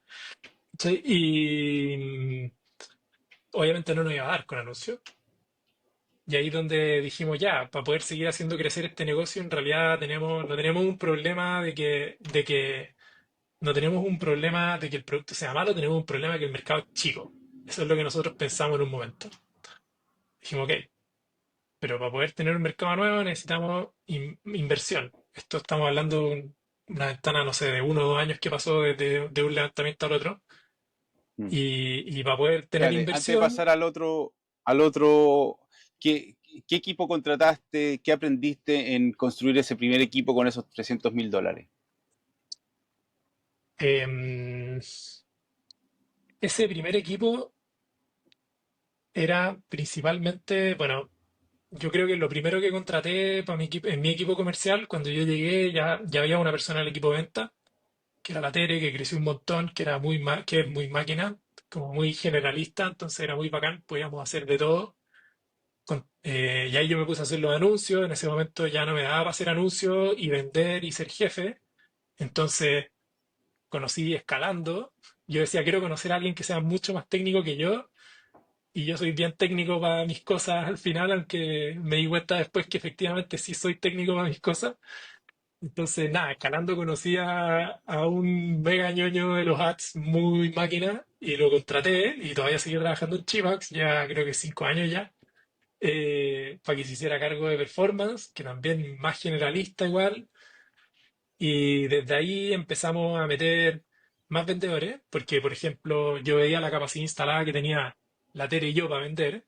Decíamos, oye, queremos vender, traer 60 empresas nuevas al mes, el próximo mes, pero somos solamente los dos. Y dada nuestra tasa de conversión, lo máximo que podemos vender, los dos nos creemos buenos para vender, podemos vender 25, cerrar 25 negocios nuevos al mes. Ese era como el tope. Entonces decíamos, hay un problema de capacidad instalada con el que nunca vamos a llegar a la meta. Y ahí empezamos como a meter equipos a poco, sobre todo a meter equipo de venta, que al principio fue bueno porque a mí me permitió empezar a enfocarme en otras cosas también y no solo vender, como Mm, bajar un poquito mi volumen de venta, pero también era malo porque me alejaba un poco de los clientes. Y al alejarse del cliente empezáis a desentenderte un poco del problema y de cuáles son las siguientes cosas que tenéis que estar haciendo para que tu producto siga ganando en el mercado. Y empezáis a mm, preocuparte de cómo llegar al Excel que le propusiste a los inversionistas para levantar plata y mm, ahí es donde empezáis a tomar decisiones que no necesariamente son las mejores. claro. No, y Em, tu tiempo empieza a ser entrenar a estas personas, traer personas al equipo, trae otros problemas. Entonces sí, se te po, empieza como a confundir un poco los focos. claro. Entonces ahí empezamos a crecer un montón, el equipo ya crecía un poco más, tampoco era brutalmente grande en cuanto al equipo de ventas, nos mantuvimos siempre relativamente chicos todo el tiempo, si yo me comparaba con empresas que facturaban parecido a nosotros, que vendían parecido a nosotros, siempre he intentado mantener los equipos relativamente chicos. Mm, Em, pero sí estamos gastando un montón en marketing, como pagando un montón en campañas en todos lados, probando todas las estrategias de marketing que hay, haciéndolas todas a medias, mm, ¿cachai? mm, Eh, mm, con otra capa así que está súper bien hecha, que es la automatización, que en verdad a mí me gusta un montón el mundo como de automatizar procesos y ir construyendo de una procesos que escalan, tanto para cosas nuevas como para cosas que ya existen. Creo que hay como mm, muchas oportunidades de que a tu negocio le vaya bien a través de eso, entonces desde un principio todo súper bien documentado, todo súper bien automatizado. Creo que eso también es aprendizaje de L'Oreal, mm, donde yo no podía entender mm, que había gente que solo estaba contratada para digitar. Y yo no entendía, porque mm, decía, todo esto se puede hacer con un scraper, todo esto es un robot, ¿cachai? Todo esto mm, se puede hacer con tecnología. No es necesario resolver todas estas cosas con humanos. El problema es que cuando ya creciste demasiado, empieza a ser muy poco relevante ese tipo de optimizaciones. Entonces, mejor más crecer desde un mm, principio ordenado para mí. Y ahí y en ese momento en el que no estábamos llegando a nuestras cuotas de crecimiento, dijimos, vale, tenemos que abrir un mercado nuevo, tenemos que levantar capital para eso. Nadie nos quería meter plata porque nosotros queríamos levantar en ese momento $1,500,000. Estamos hablando hace 4 años atrás o 5 años atrás, también 4 años atrás probablemente. Todavía no había mercado mm. de venture capital en Chile para eso. Y Pasaste de tener, no sé, 100 clientes, 150 cuando levantaste la primera ronda, ¿a cuánto como antes de 800 más o levantar la menos, próxima ronda? como 800, 800. diste un buen salto. Sí, sí, Ya. crecimos rápido, nos fue bien. pero el objetivo no era 800, era 1500, ¿cachai? Que era Claro, absurdo al final del día, no era un crecimiento real. Eh, claro. y nada, quisimos ir a abrir México, o sea, no, en realidad quisimos abrir un mercado. Y nos dimos cuenta que en México había una súper buena oportunidad porque tenía un servicio de impuestos internos parecido al de Chile, un mercado mucho más grande que el de Chile, una economía que parecía ser bastante digitalizada en comparación a lo que veíamos, por ejemplo, en Perú y en Colombia, que ya había tenido la experiencia de abrirlo antes también, Perú y Colombia. Eh, entonces, nada, nos lanzamos a abrir México, primero abriendo México con nuestra plata nomás, sin levantar plata, porque nadie nos iba a dar plata así nomás. Bueno, y en Chile nadie nos iba a financiar una ronda de 1,5 millones porque no había venture capital que estuviera invirtiendo esa cantidad de Mm, plata. mm, Entonces teníamos que ir inversionistas gringos, inversionistas mexicanos, y nos decían, ustedes están en Chile, con un negocio en Chile, y son chilenos. O sea, claro. están en su No te va a pasar ni un mercado, peso. no les vamos a pasar nada porque no están en México. Sino, nos Mm, dijeron muchas veces literalmente, si no estáis en México, no estáis en Latinoamérica, estáis en tu país nomás. mm, Y, así que nada, ahí nos quisimos lanzar a abrir México, que fue al final un desafío súper entretenido, pero también súper complejo porque veíamos que abrir México era otra bestia completamente distinta. En Chile, si bien habíamos tenido la ventaja de jugar primero con la innovación que tuvimos, que fue integrar los bancos y el servicio de impuesto interno, fuimos como el primero, o quizás al mismo tiempo que Clay, que estuvimos haciendo estos scrapers para poder automatizar un poquito la carga manual de datos. Eso nos dio una ventaja jugar primero, pero la estábamos empezando a perder, ¿cachai? Y mm, estábamos empezando a tener churn, pero para resolver todo lo queríamos resolver con venta. Y lo queríamos resolver en México, que era mm, un mercado nuevo. Entonces, mm, nada, nos fuimos a México, nos dimos cuenta de que otro mercado nuevo no es el doble de Vega, sino que es probablemente el triple de Vega. Hay que partir de cero, hay que crear la marca de nuevo, hay que mm, entender el mercado. Un software como Chivax es muy difícil de implementar en otro mercado porque nosotros nos conectamos con los bancos, nos conectamos con la entidad fiscal, o sea, con el servicio, en el caso allá con el SAT. También tenemos que entender las mm, normas tributarias locales. Entonces el producto tiene que ser medio agnóstico al país. Ya antes el producto era 100% chileno, entonces había que adaptar un montón el producto chileno para que funcionara en México. Y empezamos a crecer en México, empezó como se echó a andar la bolita, ya teníamos, no sé, en un par de meses ya teníamos más o menos como 200 clientes, pero sí nos estábamos wow. encontrando con otros problemas. Sí, no, sí creció ok, estábamos creciendo ok, pero teníamos otros problemas. Los costos de adquirir clientes allá eran mucho más caros porque no estábamos creciendo por referidos, no estábamos creciendo por tráfico orgánico, Mm, estábamos creciendo a punta de anuncios. Anuncios que son más caros en México que en Chile porque es un mercado más mm, competitivo mm. y en donde el ticket promedio que nosotros le podíamos cobrar a nuestros clientes era más bajo porque es un mercado que tiene menos Más que disposición a Chile. pagar. Sí, Chuta. y es más competitivo. Entonces, al final empezamos a ver que este negocio no hacía mucho sentido y teníamos un problema, un montón de problemas técnicos con las integraciones con los bancos. Entonces, nos salía muy caro Mm, México, considerando los costos de soporte, considerando los costos de adquisición y el ticket tan bajo. Y mm. en ese punto que estuvimos, bueno, en ese punto nos metimos a Y Combinator, cerramos una ronda de levantamiento de capital, nos pusimos a hacer crecer el equipo con todo para que México creciera a este ritmo que llegara a los 200 clientes, ¿cachai? ¿Cuánto levantaron en esa segunda ronda? Esa ronda no fue Serie A, sino que fue más bien un puente. Levantamos, no me acuerdo exacto, pero creo que fue 1,5 millones de dólares. Ya. Y que fue súper ¿Con One interesante. Combinator nomás o con algún otro inversionista? No, Y Combinator no invierte en ti adicional de lo que te pagan lo que te dan cuando uno entra a cambio de equity, Ya. sino que son puros inversionistas ángeles que vienen de todos lados, un montón, la mayoría gringos, diría yo. Y fue súper interesante porque estuvimos casi un año intentando levantar plata en Chile y no lo logramos. Y cuando entramos a México, en una semana habíamos cerrado nuestra ronda por haber entrado a Y Combinator. Porque se generaba un FOMO Mm, horrible en torno a mm, invertir en esta empresa que está comiéndose el mundo, que está en la mejor aceleradora del mm, mundo, que lo están ayudando mm. a la gente más crack del mundo. Entonces, nada, fue re interesante ver cómo cambiaba la perspectiva de los inversionistas por el hecho de estar en Y Por el Combinator. sello de YC. Mm, Sí, que al final del día no significa demasiado para tu negocio. Tu negocio sigue siendo el mismo, seguir facturando lo mismo, seguir teniendo los mismos unit economics. O sea, es lo mismo. Lo que cambia es el FOMO. Y claro. bueno, y también que hay un equipo humano alrededor tuyo más capaz para poder ayudarte a escalar tu negocio. Con más seniority, claro. Claro. Y ahí crecimos un montón, éramos, no sé, pasamos de ser 30 personas a ser 80 personas en un año, o en año y medio. Eh, Seguimos creciendo obviamente en Chile en clientes, teniendo un churn muy alto en Chile, porque ya nos estábamos desenfocando mucho del producto, porque estábamos Mm, enfocándonos en México. Al final todos los recursos de desarrollo estaban mm, en México y los clientes ya sentían que Chivax se estaba quedando atrás, porque estábamos invirtiendo todas mm. nuestras monedas, todo nuestro negocio, nuestra vaca lechera estaba muriéndose de sed y de hambre, y nosotros estábamos en otro campo criando a otro animal distinto, ¿cachai?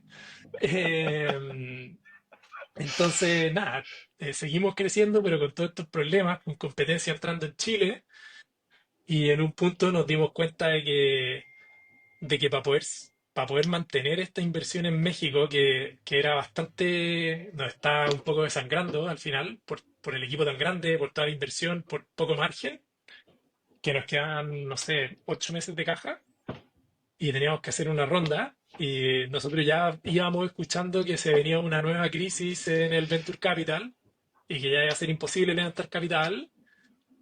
Y dijimos, ya, pues, ¿qué hay que hacer acá? Como que tenemos que salvar a Chipax. Al final ese es el objetivo. Y hicimos el ejercicio de dejar de lado todas las cosas que nos hicieran ruido por los lados y que no fueran estrictamente necesarias. Y una de esas cosas era México, que era una inversión que todavía no tenía sentido. Y cortamos México. Al cortar México, el equipo se achicó a la mitad prácticamente.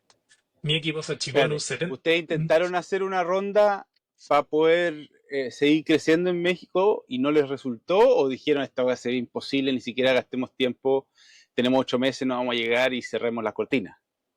Dijimos eso. No, no quisimos hacer la ronda porque dijimos no queremos hacer una ronda de levantamiento de capital por un negocio que no existe. También yo hablaba con otros Mm, emprendedores que mm. también estaban abriendo en México, de distintas partes de Latinoamérica. Esa es una de las gracias que tiene Y Combinator también. Y veía que estaban todos igual. Veía que estaban todos con Mm. costos de adquisición altos, con poco margen, y que estaban como rajuñando para poder armar un negocio en México que sustentara su tesis completa. Pero la mayoría, todos tenían su negocio funcionando, todos tenían una situación muy parecida a la de Chivax. El problema es Estaban que quemando como benzina como loco y no había claro, auto. claro, porque era muy Mm. fácil levantar plata y era muy fácil ponerse evaluaciones demasiado altas, entonces estaban todos creyéndose superhéroes e intentando reventarla y ser como Win, onda, todo el mundo, y lo escuché hace la semana pasada en una reunión con unos emprendedores que me pidieron que nos juntemos a conversar. Todos tenían la tesis de que el ganador se llevaba todo, de winner takes all. Entonces tú Claro. tenías que romperla en el mercado, comerte el mercado, porque si no, o si no, después ya no está la oportunidad. Y eso es mentira. Creo Ahora, que, en esos tiempos, con ese acceso a capital, era el juego que estabais jugando también. O sea, siendo obvio, sincero, eso era lo que obvio. estabais jugando. Y de un Sí, minuto a otro dijeron, compadre, este juego ya no es, juega otro. Y ahí toca darse cuenta de la realidad, ¿no es cierto? claro, ahí dijimos, este negocio no es el que nosotros queremos hacer y no es el que necesita Chipax. Así que hicimos todos estos ¿Cómo cambios. fue? O sea, párate ahí, detente en sácale una foto de ese momento donde se miraron los ojos con las ojeras y se dieron cuenta del diagnóstico, ¿no es cierto? No es fácil aceptar ese diagnóstico. ¿Cómo fueron esas conversaciones? Nada, fue durísimo, fue súper duro darse cuenta de que nos estaba pasando esto, te hiere el ego un montón, tú empezás a pensar como, estoy haciendo pelotudeces nomás, como, ¿qué estoy haciendo? Yo pensaba que era bueno para mi pega y la estoy haciendo horrible. Em, sí, ¿Cuál de los también, socios fue el más realista, el que dijo, cabros, tiremos la rienda, esto no va más? ¿Cuál fue el primero que saltó y dijo, sabéis que parece que no va por acá? ¿Y cuál fue el más optimista? y también todos, como que siento que ya todos entendíamos la magnitud, pero la queríamos resolver haciendo la menor cantidad de cambios posible, como alterando lo menos Mm. posible.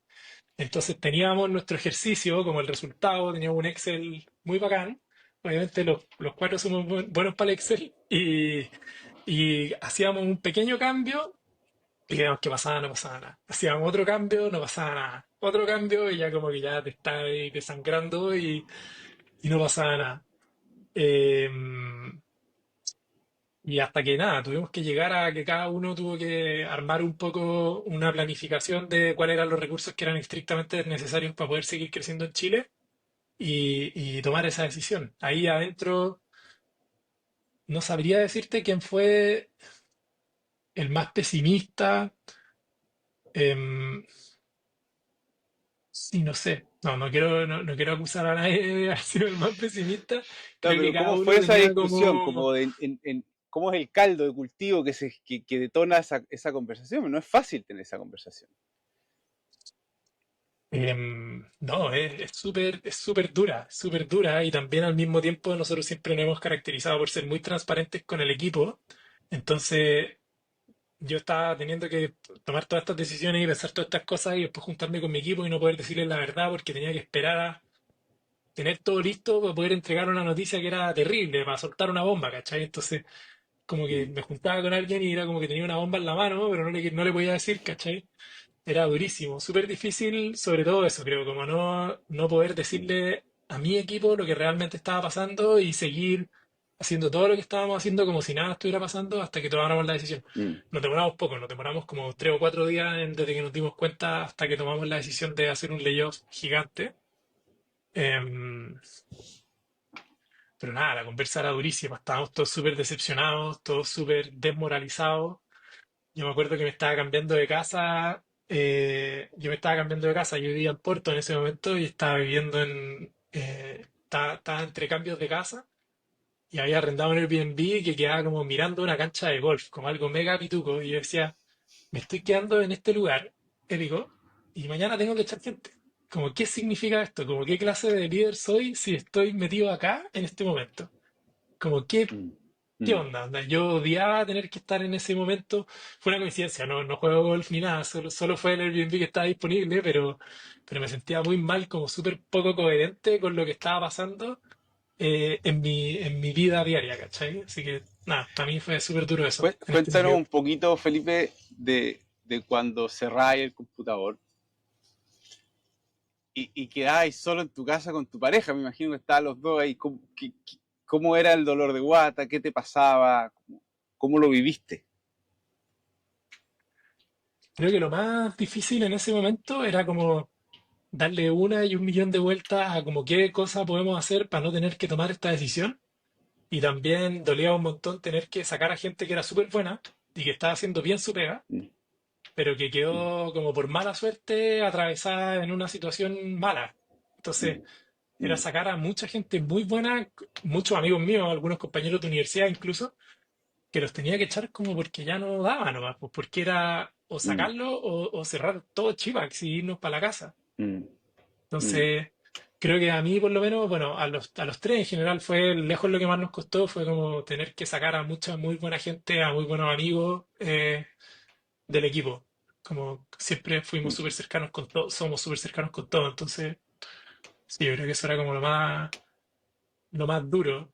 Eh, mm. igual, sí, para mí también en la cabeza siempre he tenido una mentalidad de que cuando hay problemas o cuando tú tenés como un inconveniente en tu vida, lo más importante es como aprender y salir más fuerte de lo que te pasa. Entonces, da lo mismo lo que te pase, Mm, si es que tú eres capaz de convertir esa historia, al final todo lo que te pasa en una historia, tú puedes elegir ser una víctima en una historia o puedes elegir ser un héroe. Y yo prefiero siempre intentar elegir ser un héroe y contar una historia en la que salgo mucho mejor parado, que aprendo cosas y mm. salgo mucho más fortalecido. Entonces, mega duro, pero también en ese momento siento que salí teniendo, me sumé 4 chapitas de general de guerra y 5 años de experiencia en 4 días. Sí. Oye, ya, y tomaron la decisión, dolor, echar equipo, rearmar. ¿Cuál fue el nuevo chip? ¿Cuál fue el nuevo mantra? ¿Cuál fue esa cosa que dijeron, ya sabéis que esto es lo que hay que hacer, estas son las metas, cómo salimos de esta situación? ¿Cómo cambió Felipe ahí? Ahí como que entramos en un modo, bueno, primero fue difícil porque el equipo todavía seguía mega resentido, no entendían por qué había pasado, muchos habían perdido la confianza en nosotros, porque decían, como yo pensaba que tú sabías lo que estabas haciendo, ¿cachai? Como, obvio, como parecía que estabas haciéndolo bien y te equivocaste. ¿Qué? que quita que no te volváis a equivocar en 6 meses más y caguemos, mm, ¿cachai? Entonces había mm, que un poco volver a ganarse esa confianza. Y empezó también como un mundo en el que, donde como que ya no había nada de bullshit, o como ya no había nada mm, que no fuera realmente necesario, como que empezamos mm, a ser súper duros en cortar y en dejar de hacer todas las cosas que no tuviesen muy buen impacto, que mm, nosotros supiéramos que no le estuvieran agregando muy buen valor a los clientes. Por ejemplo, todas las campañas o todas las cosas que hacíamos en marketing que no estaban trayendo empresas de calidad o que no nos están, o que eran solo branding por el hecho de ser branding, muerte, dejamos solo lo mejor. eh, Nos empezamos a juntar mucho más con los clientes, nos dimos cuenta también que otro gran problema que tuvimos cuando empezamos a crecer tanto y a contratar, que tenía que estar todo el rato contratando, entrenando gente, dando feedback, organizando los equipos, se lanzaba algo y había que pasar por 8 personas para poder echar a andar un proyecto, porque habían demasiados stakeholders involucrados en cada pedacito de mm, las partes. Y en ese momento sentíamos, nosotros como fundadores, que hablar con los clientes ya no era una prioridad, porque la prioridad mm, era echar a andar estas cosas para que la cuestión creciera.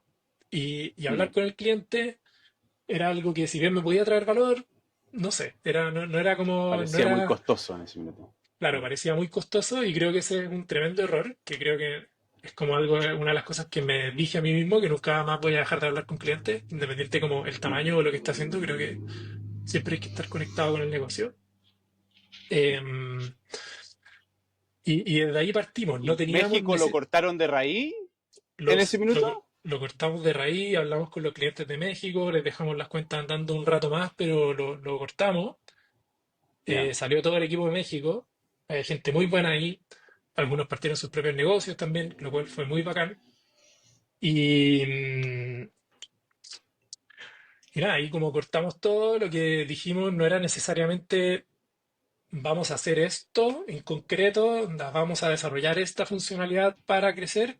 Lo que empezamos a hacer fue volver a meternos a investigar, a aprender del producto, a hablar con clientes, a entender por qué querían Chivax, por qué lo seguían usando, qué le faltaba y nos pusimos a trabajar 100% en eso, en mejorar Chivax. No necesariamente en hacer nuevas funcionalidades, sino que en hacer que la experiencia de Chivax siguiera continuamente siendo cada vez mejor y que fuera siempre mejor que lo que había en el resto del mercado.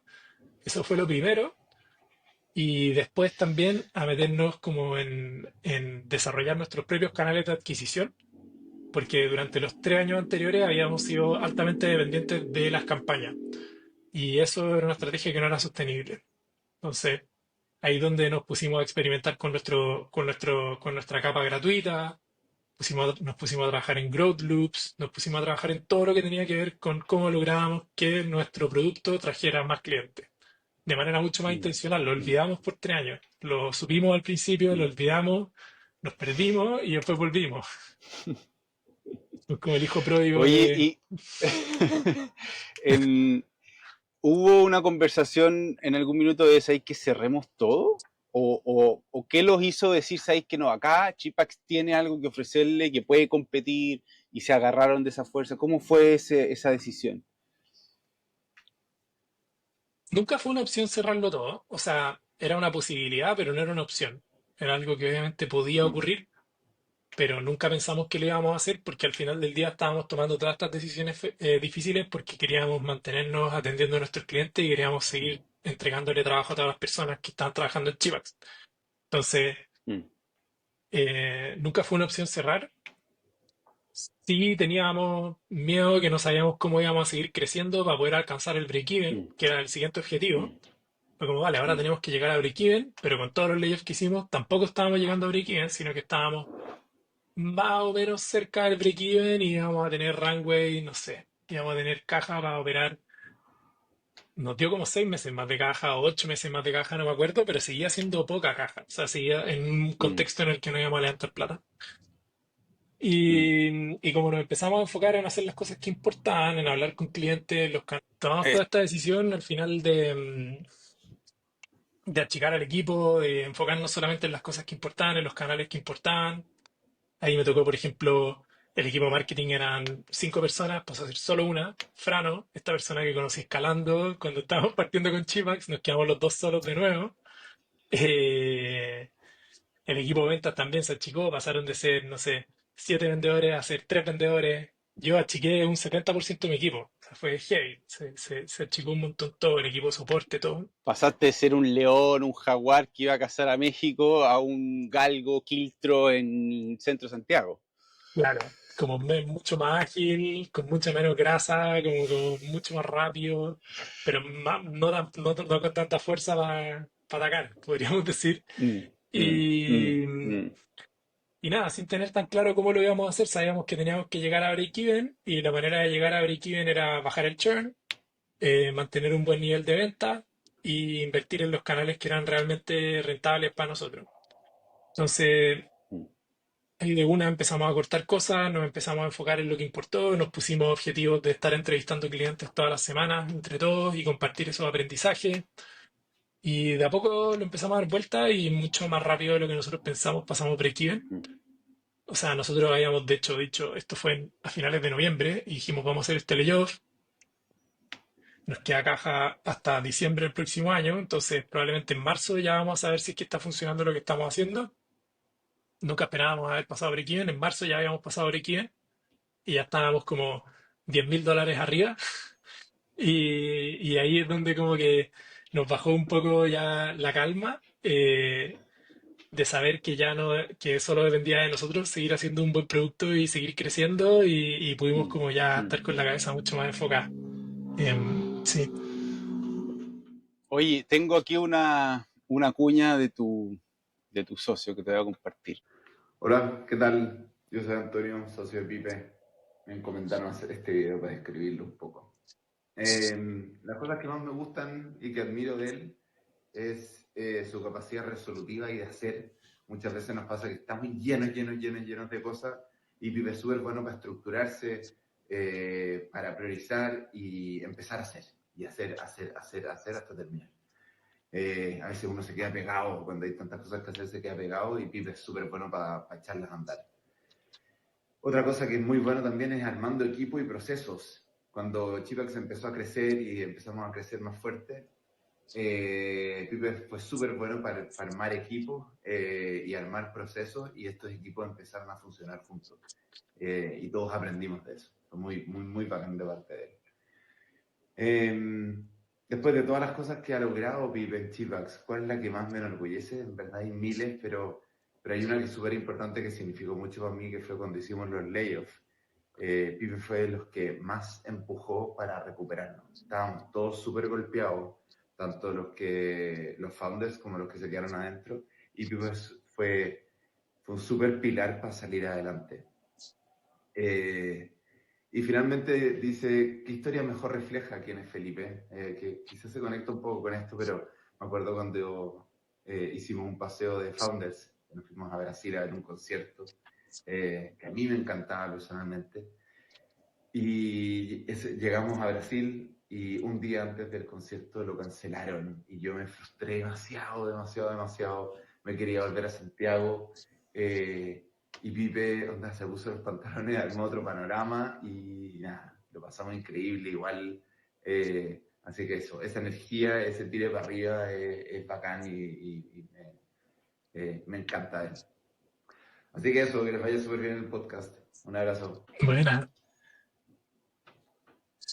Oye, eres bueno para como aglutinar, armar procesos, equipos, y eso al final fue también lo que te permitió crecer en su minuto cuando teníais plata, pero también reestructurarte con con otra cabeza, ¿no es cierto? También, pero ¿cómo lo hacís para, en el ruido que hay, en este contexto de crisis, layoff, etcétera, poder poner los paños fríos, pensar, reflexionar, tomar decisiones y estructurar a pesar del ruido y del movimiento? ¿Qué es lo que hace Felipe para poder hacerlo?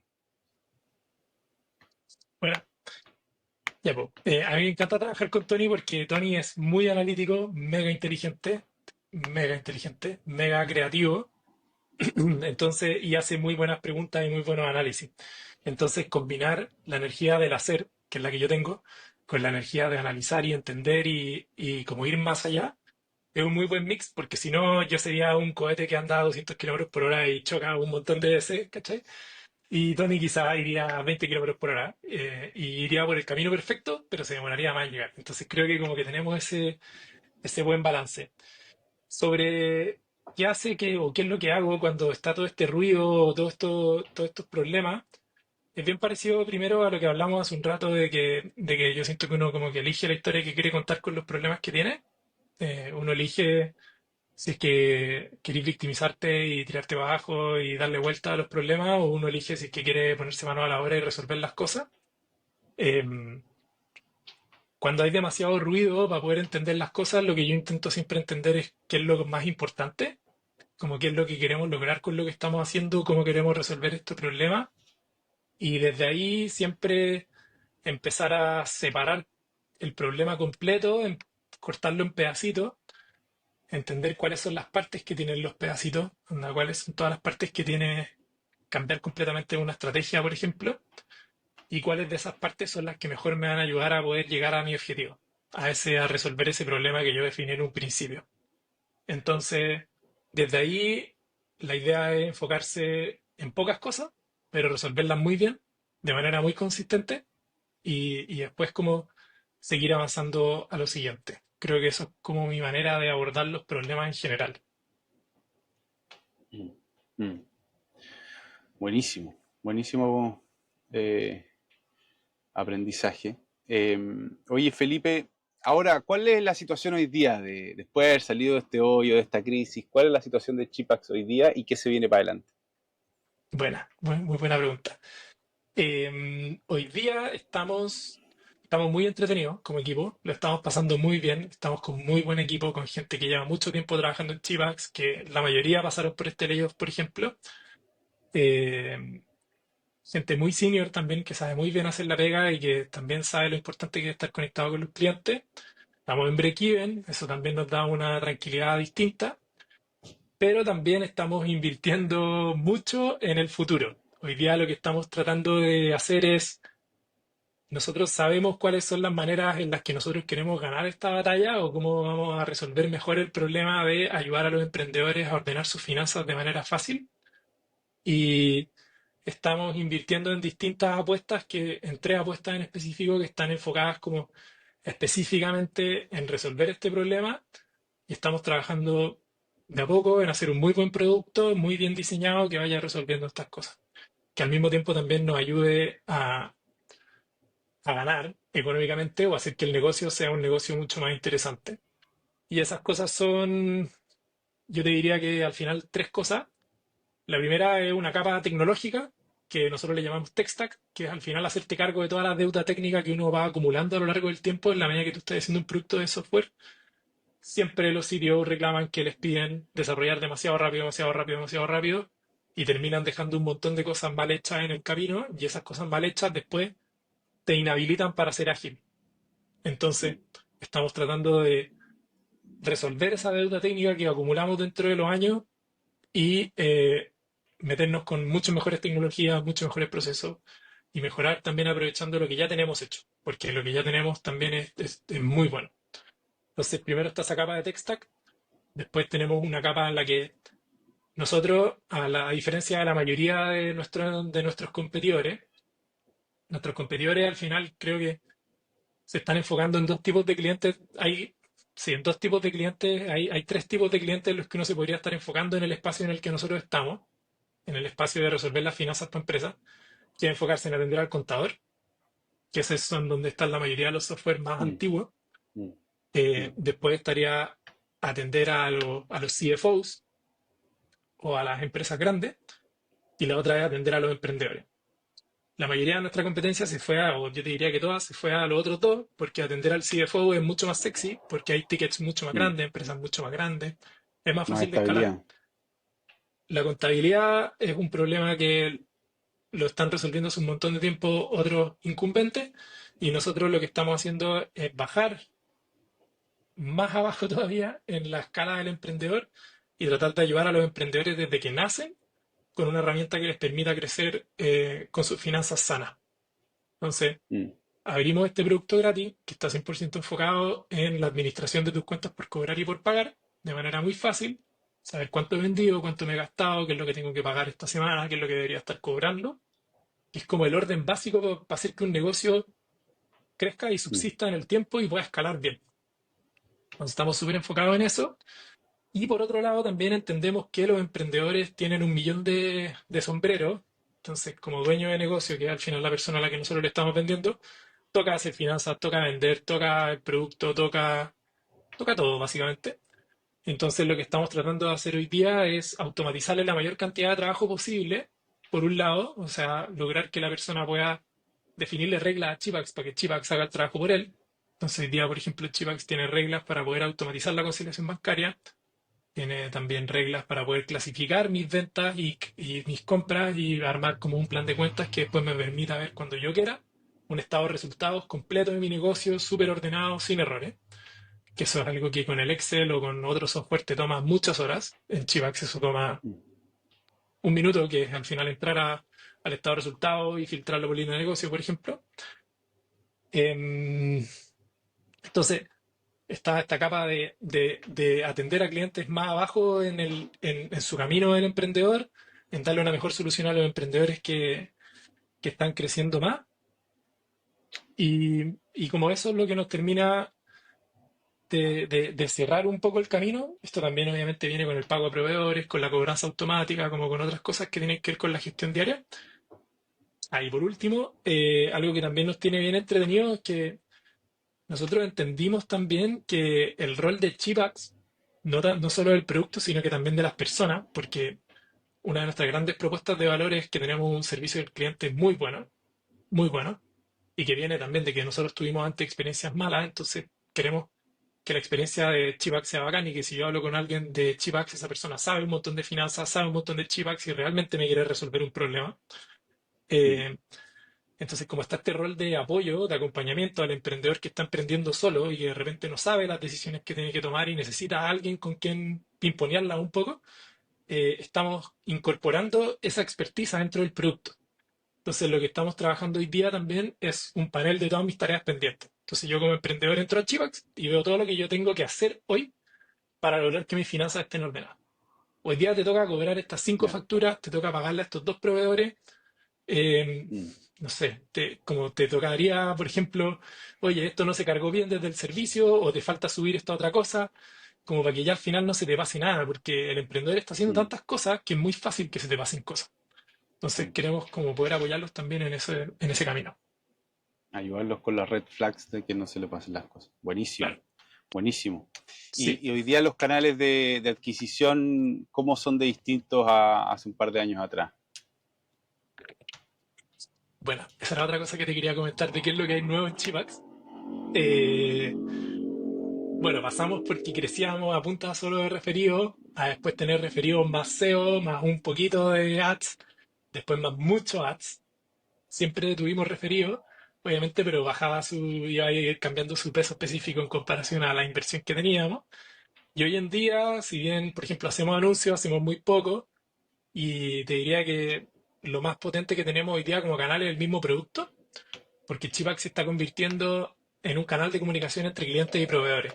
Entonces, tú, Javier, usando Mm, Chivax, le emites una factura a alguien y esa factura vive en un lugar y tiene un historial, tiene un mm, pago, tiene comentarios, tiene más de un pago quizá, si es que es, por ejemplo, un contrato largo. Y toda esa conversación ocurre dentro de un panel de clientes en Chivax que yo tengo en común contigo, en donde yo puedo ver todo lo que ha pasado, independiente de si soy cliente de Chivax o no. Pero como Javier tiene mm. Chivax, yo puedo ver y puedo ver todas las facturas que tenemos en común y desde ahí puedo, por ejemplo, empezar a hablar. Eso lo hemos ido incorporando a todas las etapas en donde hay puntos de contacto entre clientes y proveedores y nos ha ido permitiendo generar mucho reconocimiento de marca de una manera mucho más eficiente que si la estuviéramos haciendo, por ejemplo, con anuncios. De hecho, Mm, en un momento cuando estábamos en México, yo tenía un presupuesto de marketing gigante y me acuerdo de una reunión con François con François, con el CTO, que le dije, oye, ¿qué pasa si cortamos el presupuesto de marketing en yo fui drástico, no sé, como un 70% y toda esa plata la invertimos en desarrolladores? Y me pasáis desarrolladores para que hagamos loops y proyectos de crecimiento dentro del producto. Y en ese momento cortamos el presupuesto, contratamos ingenieros y empezamos a hacer eso y y empezó a funcionar. Se demoró, obviamente. Toma tiempo este tipo de Mm, cambios, pero mm, hoy día son canales muy relevantes. Y estamos empezando a trabajar en un nuevo canal que todavía no parte, va a partir probablemente en las próximas semanas, eh, que es que estamos empezando a juntarnos un montón a conversar con nuestros clientes para poder entender cómo lo están haciendo ellos para ordenar las finanzas de su negocio, cuáles fueron los desafíos que tuvieron en el camino y que sirvan de inspiración un poco para los próximos emprendedores que vengan en ese mismo rubro. Por ejemplo, yo estoy con un restaurante y me gustaría saber cuáles son los principales desafíos y ahí nosotros estamos entrevistando a varios mm, clientes de nosotros que tuvieron este camino y que fueron ordenándose y que fueron aprendiendo.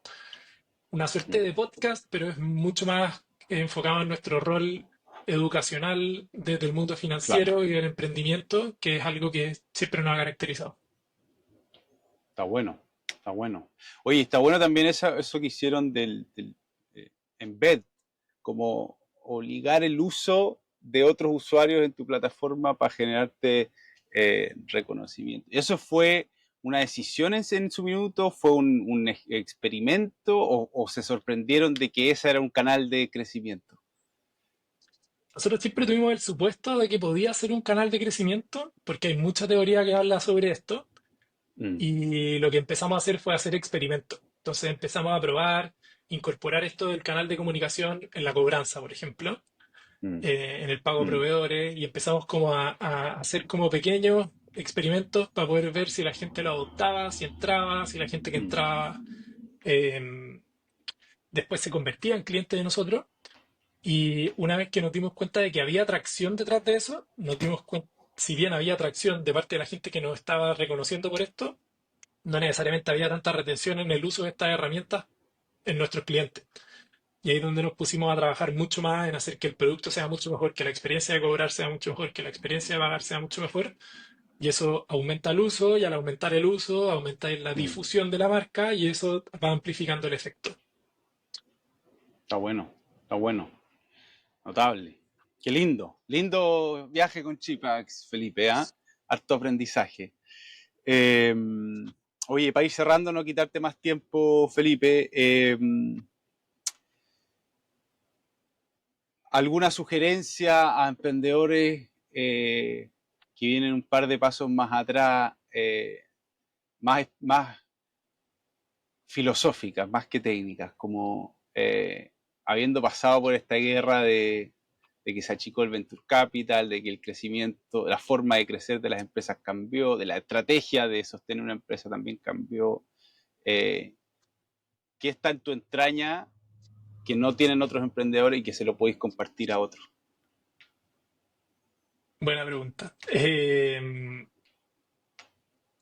Sí, lo primero que pienso es que lo primero que se me vino a la cabeza fue que las cosas funcionan a su ritmo.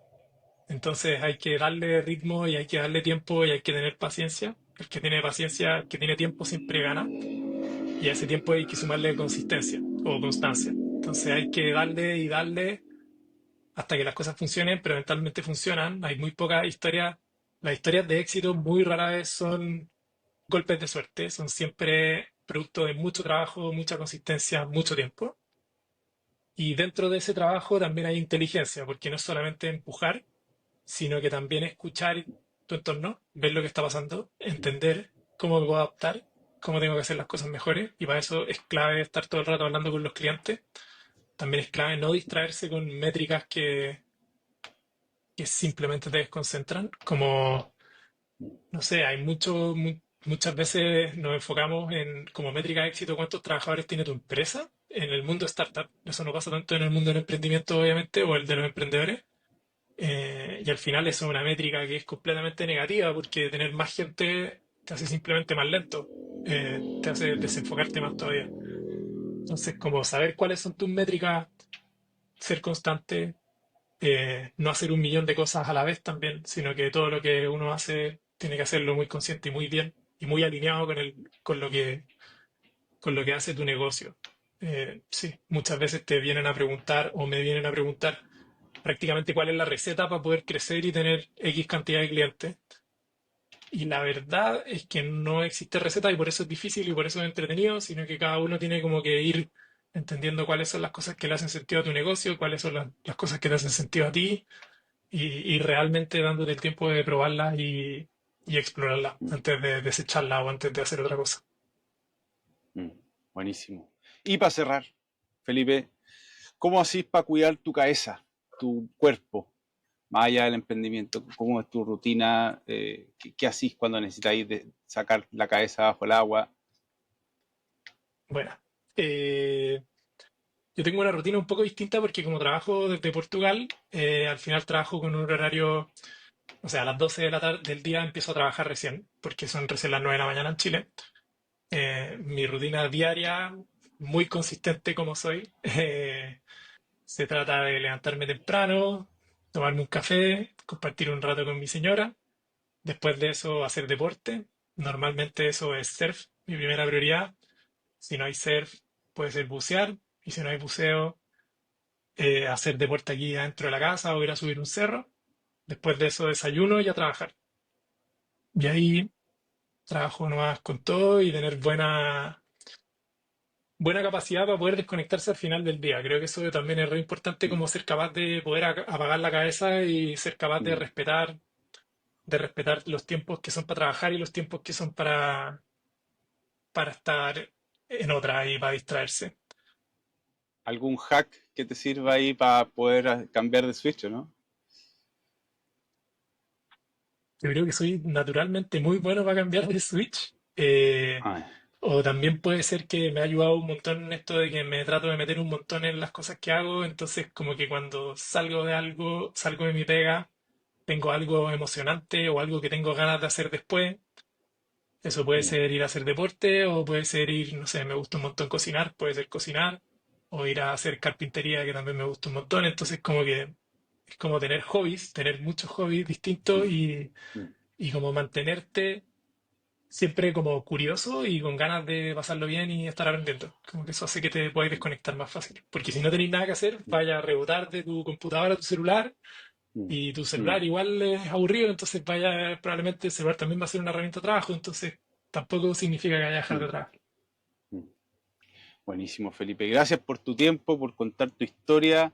Notable lo que han hecho con Chipax, independiente de los porrazos que todo emprendedor se pega o empresa se pega y lo doloroso que es echar gente, qué sé yo, es notable lo que han hecho. Saber que hoy día hay un software que funciona tan bien, que no es gringo. Nosotros hemos estado acostumbrados durante décadas a usar siempre los software gringos, qué sé yo. Hoy día Chipax es un producto chileno, funciona extraordinario, que ayuda a los emprendedores a ordenarse, liderado por chilenos, gente muy talentosa.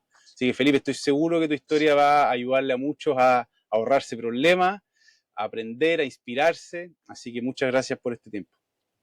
Muchas gracias a ti, Jair, por la invitación. Estuvo buena la conversa. Bueno, y nos Bacán. veremos Nos en Brasil vemos. o acá. Sí, pues metiéndonos al agua. Eso, eso. Lo que me motiva a seguir trayendo este contenido es saber que es valorado por ti. Por favor, si aún no lo has hecho, suscríbete y sigue este podcast. De esa manera me aseguro que vamos por buen camino. Lo agradezco de todo corazón.